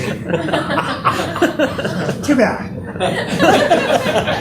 We can get you a super bingo or something. I can even manage it. So we moved here in 1968, and our 3 kids went to Topa Topa, Miramonte. One went to No, Matilaha, one went to Miramonte, and they all went to Nordhoff, and they're doing well. They went to UCSB and whatever.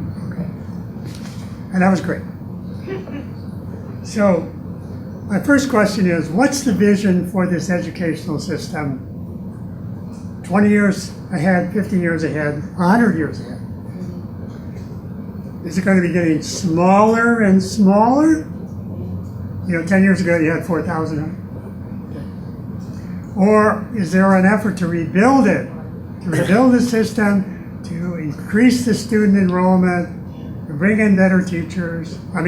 To bring in more teachers and support the teachers. I didn't mean that. Okay. So, what are the community cracks?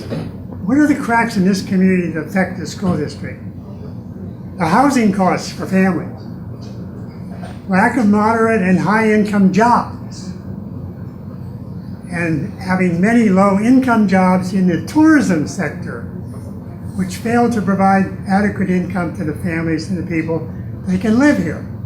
You can't live here on $20,000 to $40,000, $50,000 a year with a family and without paying 30, 40, 50% or more of your income for a place to live. Okay? So those are things that are affecting you guys. So I would suggest on repurposing that you want to look for the benefit of the entire district. Let's monetize it and get a lot of cash. But that's not going to get families, and that's not going to get teachers coming here so they can live here. So my suggestions are to put these as high priorities. Item B, it's a repurpose. Use it to benefit the district in other ways.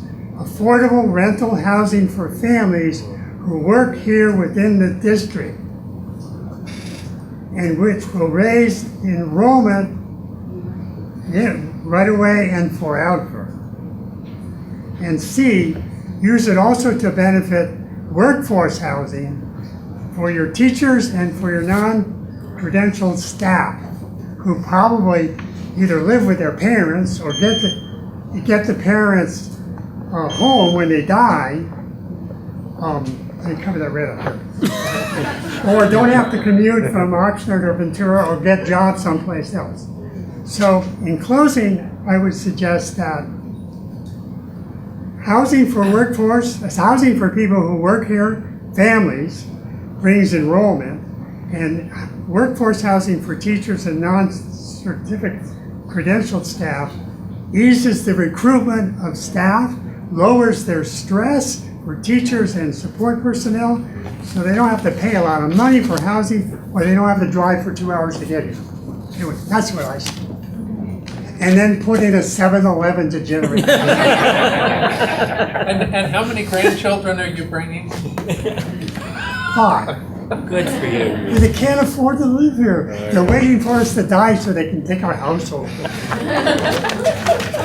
So Bill, we do need to make sure that organizations that are committed to affordable housing know about our RFP when it happens, and we of course will hope to get some RFPs along those lines. Well, you know about people's self-help housing. There would be. There are other organizations too, Sure. Like maybe you could do it too.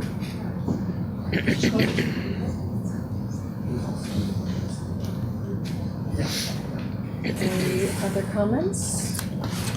I would just like to say, while we have a group here, a group interested in this property, you've seen how hard it is to have this conversation. It's been years in the making. And I think this is a wonderful time for the community to come together and discuss. One of the things that I've considered over the last several years in thinking about this property is there are pieces that I really like, but as a resident citizen of this valley, I've never thought that running school buses through the downtown area is the best use of the downtown area. And that there are much better things that we could do with this property in the downtown. But we would have to all come together and want to do something better. And I think one of the challenges is the cliche that the perfect is an enemy to the good. And you know, it would be great if we could, you know, all have open minds. I feel like I have a pretty open mind. The wind blows through there.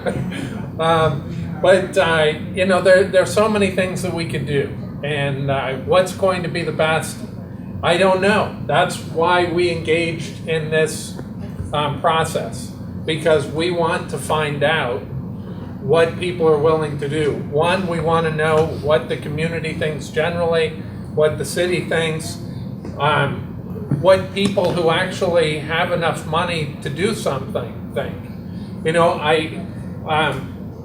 I joined the museum a month or two ago when the Edward Libby display was in there. And I think, if Edward Libby had to face this, we would not have an Ojai. And you know, I think that we do need to think as a community what's going to be best for the future. We don't want to forget our past. We want to, you know, keep our history, but we also need to look to the future and what is going to propel us for, as it was said, for the next 50 or 100 years. And it might be 50 years before a school board has enough courage to start this conversation again. You know, so I think we ought to take advantage of it while we've got it. Well, are we gonna just start cross-talking? Yes. Should I give the signal I usually give when no one's watching? Crosstalk?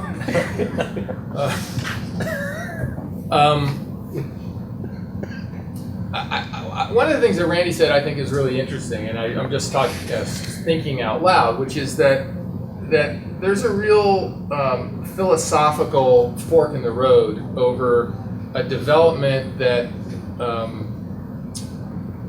that relieves some of our financial pressure versus a development along the lines of what Mark Whitman had said, that just more fully utilizes a really great property. And so it'll be interesting as we go down this road to ask. I mean, I could imagine a situation where we do conclude that we would rather go to the community for more money through a bond or some other means, but that the best approach to this property is not one that's going to maximize the income to the district. Indeed, you can already tell we're not going to maximize the income to the district because we've already concluded that we're not going to sell it. And truly, the easiest way to bring money into the district would be to sell it. So it'll be interesting, and I hope we do have a lot of interest in this conversation because if we were to conclude that along with the community that we shouldn't develop this for maximum economic value, I hope we will also be able to engage the community in looking for other ways to support the district. Thank you. That was a 7-nod comment. Thank you. 6-nod. Yeah. Is there any process for asking questions, or you have to stand up? No, you can. Oh, sorry. Go ahead. She's president. There's a lot of mechanics involved, and there's been a lot of dialogue, and for me personally, I have a lot of ignorance about what you guys are dealing with. I've heard about schools closing and so on and so forth. But I'd like to get my hands on the real numbers. I'd like to see the linear equation of what you guys are dealing with financially, so that solutions can come your way, you know, in different ways. I'm looking at a lot of different things. One of the things I wanted to talk about was a potential bike park to be put here on this property next to the skate park. And yet, I see a much bigger need here. You know, as I walk the campus and see all these things that are going on, I see, you know, a much bigger issue that really starts with you guys are trying to come up with solutions, financial solutions, and you're trying to utilize your assets you have to come up with a solution. So is there some sort of venue or way that I can get my hands on those documents of what's going on, all the demographics, all the costs, all that stuff? Can I get my hands on that somewhere? Yeah, I don't want to, I'm not trying to be rude to say this, but we actually just had 3 public budget meetings. We had February, March, and April. We had meetings where we actually did that. We showed everyone where money is, how many students we have, how much we get from the state, how much is restricted for special education, how much we use for, so I believe all that would now be on the website as for links. Okay, great. But I do think, maybe I'd love to have a little section of the Ojai Valley News that's just a school column. There's always a school, there's always a sports page. Maybe we have a school page, and it gets this kind of information out to the, because people are busy. I don't mean you have to create this, but I'm just saying it would be.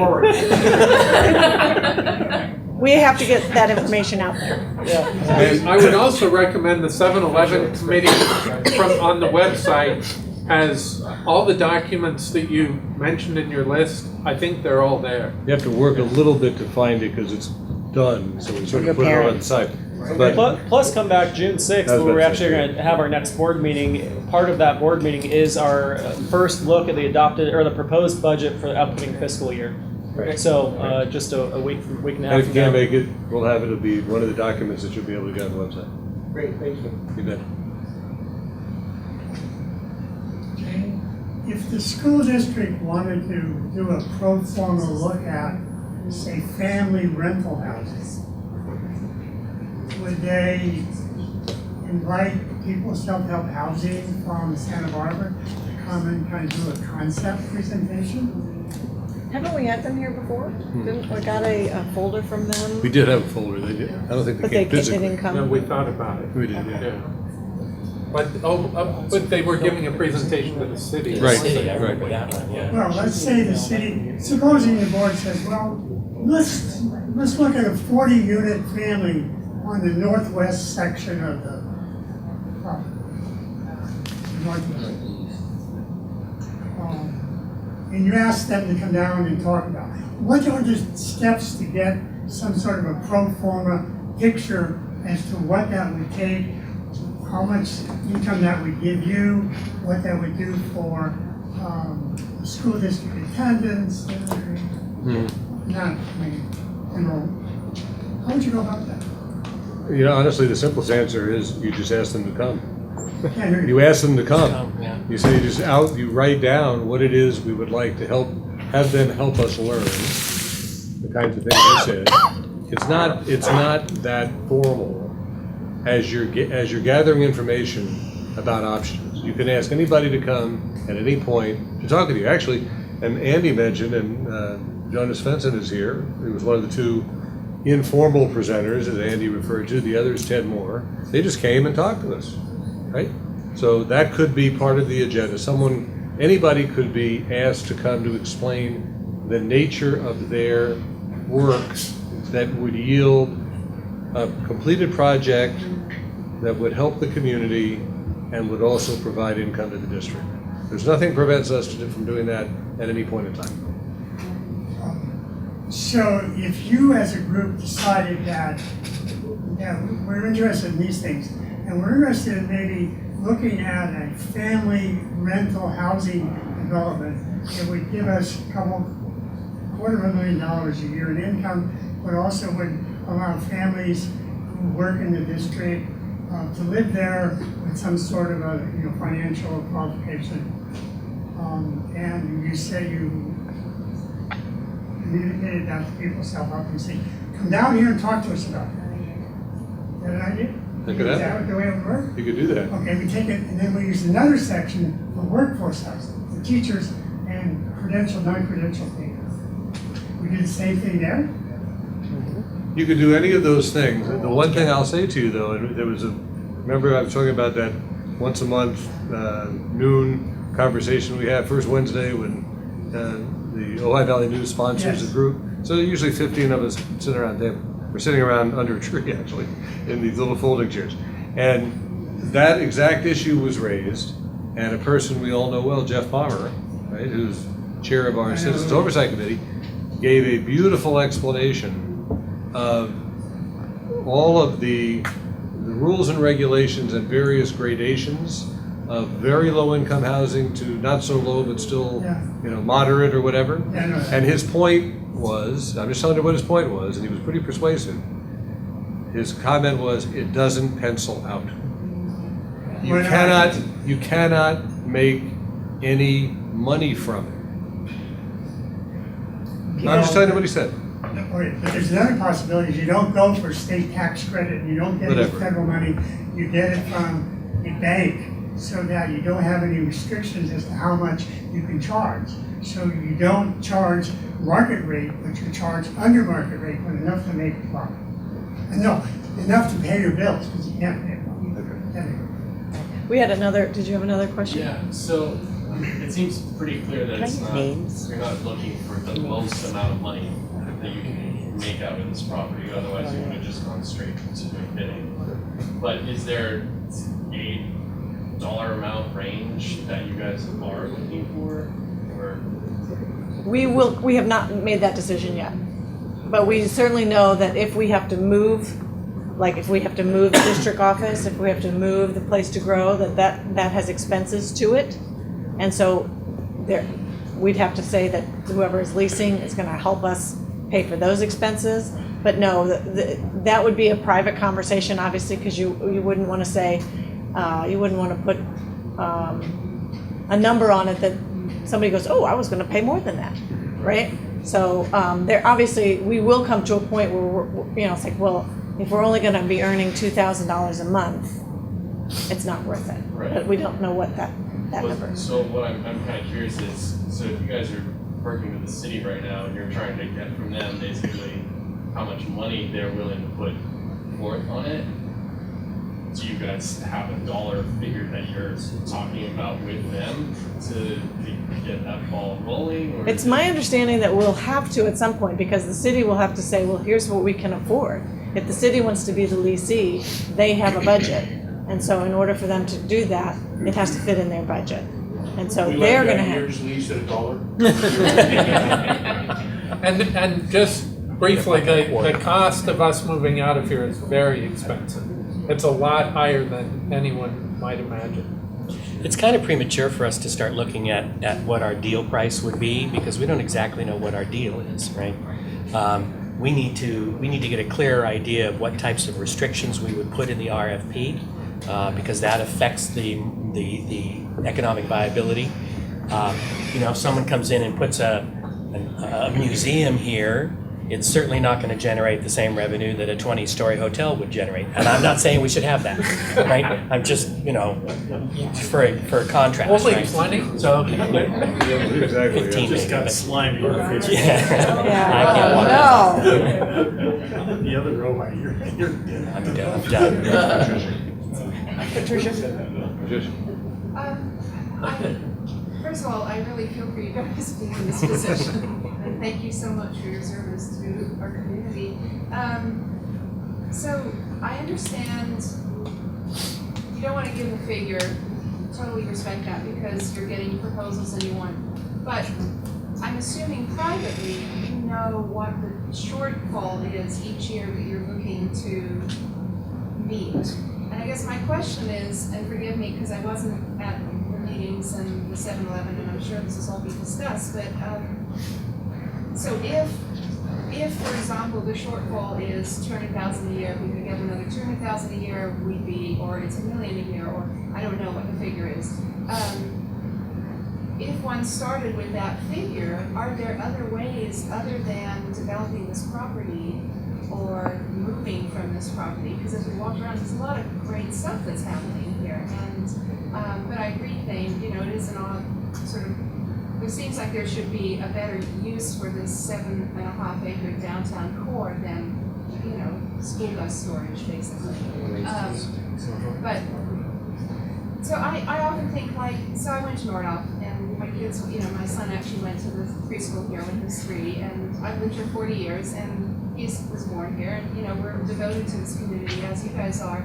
And one of the things that troubles me is, like, you know, he happens to be a software engineer, works remote, and he can afford to live here. But as we're seeing, and a lot of people have, the affordable housing issue is a problem. So the question I have is, you know, for the city, as far as a vision for creating economic development, and then the school district, what's the vision for bringing in more enrollment? Because that's the reason this problem exists, isn't it? Is that the declining enrollment, and I haven't heard any strategy, and I'm sure there have been, so that's my ignorance, not any shortfall on anyone else's part, of what the strategy is, rather than going to, you know, contract and we have to, you know, do something to get more money. What about getting more money by continuing to become a vibrant community that attracts families? I love this gentleman's idea of, you know, affordable housing for families who have school-age children who are going to put their children into enrollment, because, you know, every child that enrolls is X amount of dollars per year for a long period of time. So the 7-Eleven committee did make recommendations on ways to increase our enrollment, which is the only way for us to get more money, is to have more students.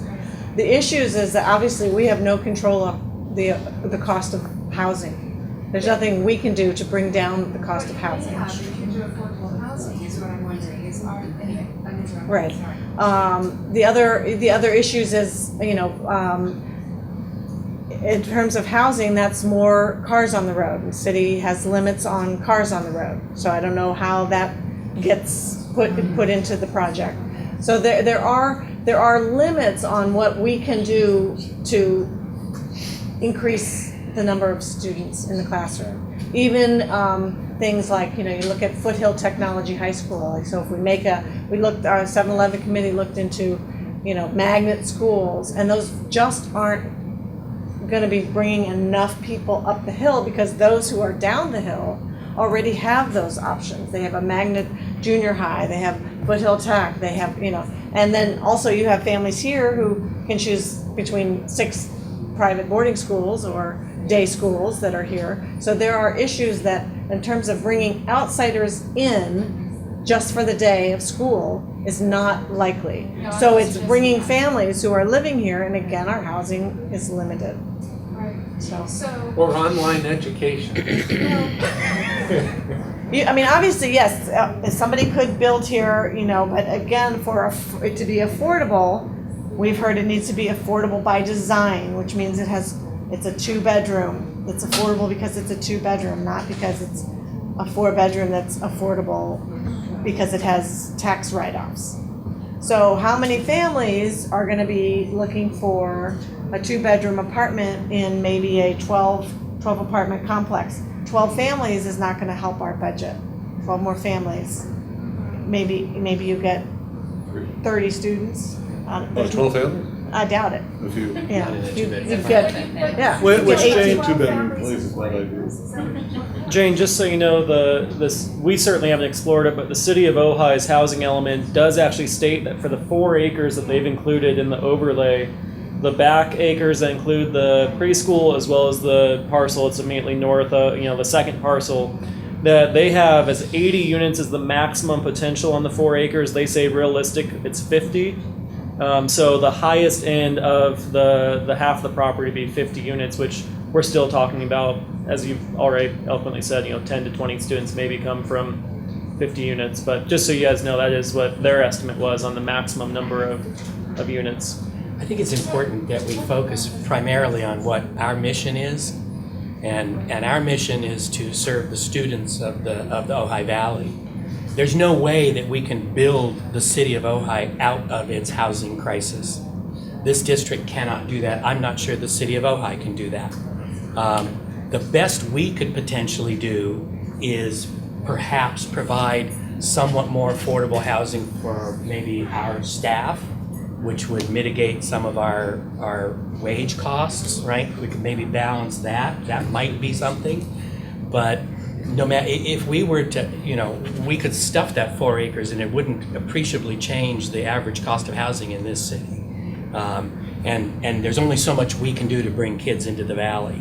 I think we have extraordinary teachers, and I think, you know, Miners Oaks is showing us, ironically for being the school that was on the block, is showing us a lot of imaginative things that can be done when people really push the envelope. But you know, I have to look at what's the infrastructure around here for families.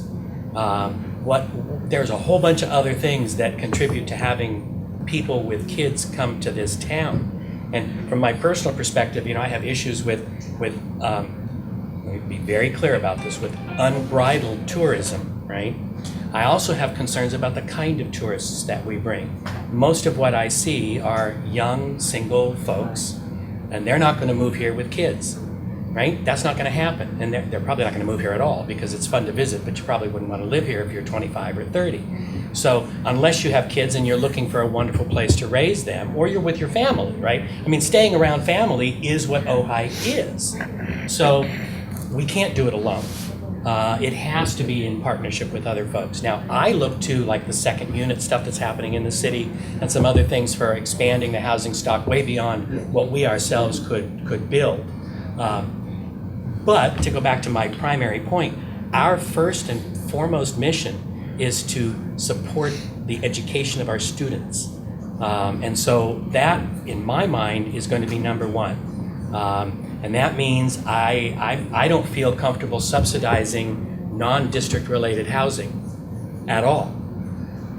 If the city, on the other hand, wanted to lease the property, build something, pay us market rent, and you know, subsidize the consumer rent, that's fine. But I'm not sure that I'm comfortable with us sacrificing what we can get for the students for an area that's not our primary mission. But I think we need to participate in it. I do want to close the public because we're supposed to be finished up and just make sure that everyone on the board has a chance. You want to? Jonas? No, I just want to say very quickly too that the city has had a vision to build affordable housing for a very long time, and they have lost to do so, and they haven't done it. And I think that one of the reasons is very, very complicated to build affordable housing.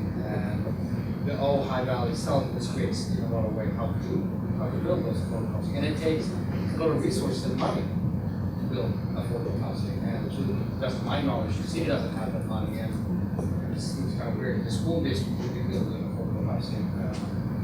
So I also think it's important to see this property as a really good opportunity to create an environment and some conditions where you, together with the developer, actually can develop, get financial resources to develop affordable housing. So that, I agree with everybody else that this valley needs affordable housing, but we need to look at the mechanisms for making that happen. It's one thing to say it would be great with affordable housing. It's a totally different thing to create an environment for that actually happens. I'm going to close it off just because I want to keep it to the 2.5, and you've spoken twice, so you can approach individually to us afterwards if you want. Michael and Thane, you both feel like you had your Shelley? I don't really have a whole lot to say. I really do hear the need for affordable housing. I have to say, I don't think anybody else can speak to it quite like I can because I happen to live in affordable housing that the city was a part of creating. And I can tell you, looking at our neighborhood that we counted at one point, there were 40 kids on our street that are all in the public school district who wouldn't be necessarily if that hadn't been created. I'm incredibly grateful for it. And the kids are thriving because of it. But I also am married to somebody who is in the architecture business and has tried over and over again with different clients to bring more affordable housing in, and it never seems to pencil out no matter how many goes they give it. And that's going to be our biggest issue, is making it fiscally work is going to be a battle. I desperately hear the need. I hear the need for senior housing.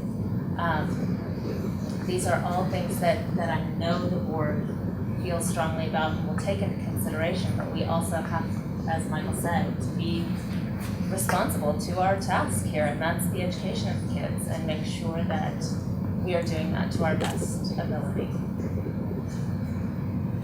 I just want to broadly say that, Patricia, in answer to your question, you brought a bunch of issues up, and those issues are issues that we are struggling with every meeting, every time we're together, which are, that we are in a declining enrollment environment. We've been told by so-called experts that maybe we're plateauing out.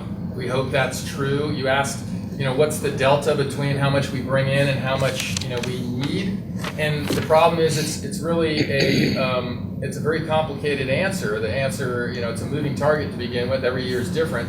But it's also, well, you could go out to dinner for any amount of money. You could educate a child for any amount of money. The question is, what more resources would be ideal to educate kids in the best possible way? How much is a reasonable amount to pay your teachers?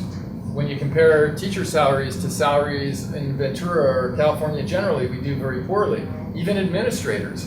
We've done a really good job, I think, and been very hard in terms of looking for ways to cut costs, but it's still difficult for us because we have this overwhelming demographic trend that kind of overwhelms even the best kinds of management. So we're totally on it. We're thinking about it all the time. We're working towards it, and I think as we develop this property, if we ever do, those issues will be foremost in our mind. Well, and I think that like you said, that's a moving target because every year there's, water and electricity rates go up, teacher salaries go up, our input into retirement accounts goes up every year, and the state, we never know what the state is giving. This year is a good year, so we don't have it, but 2 years out, we're looking at it not being good and being, $500,000 with low on our income. So there's not a number that this won't even save us from the future. This will just help, just like a property tax would help. I think it goes to good governance in that sense, which is we feel, and I think we're right, that we are obligated to at least explore ways to maximize the resources available to the school district while doing it in a responsible way. And if there is something that really works great, and if not, I'm sure we'll do the right thing. Hank? I'm fine, thanks. Andy? Okay, I think we will close the meeting. Thank you all so much for coming, and please share with others that it's not a fast track and that we are open to hear thoughts. Yeah. Thank you.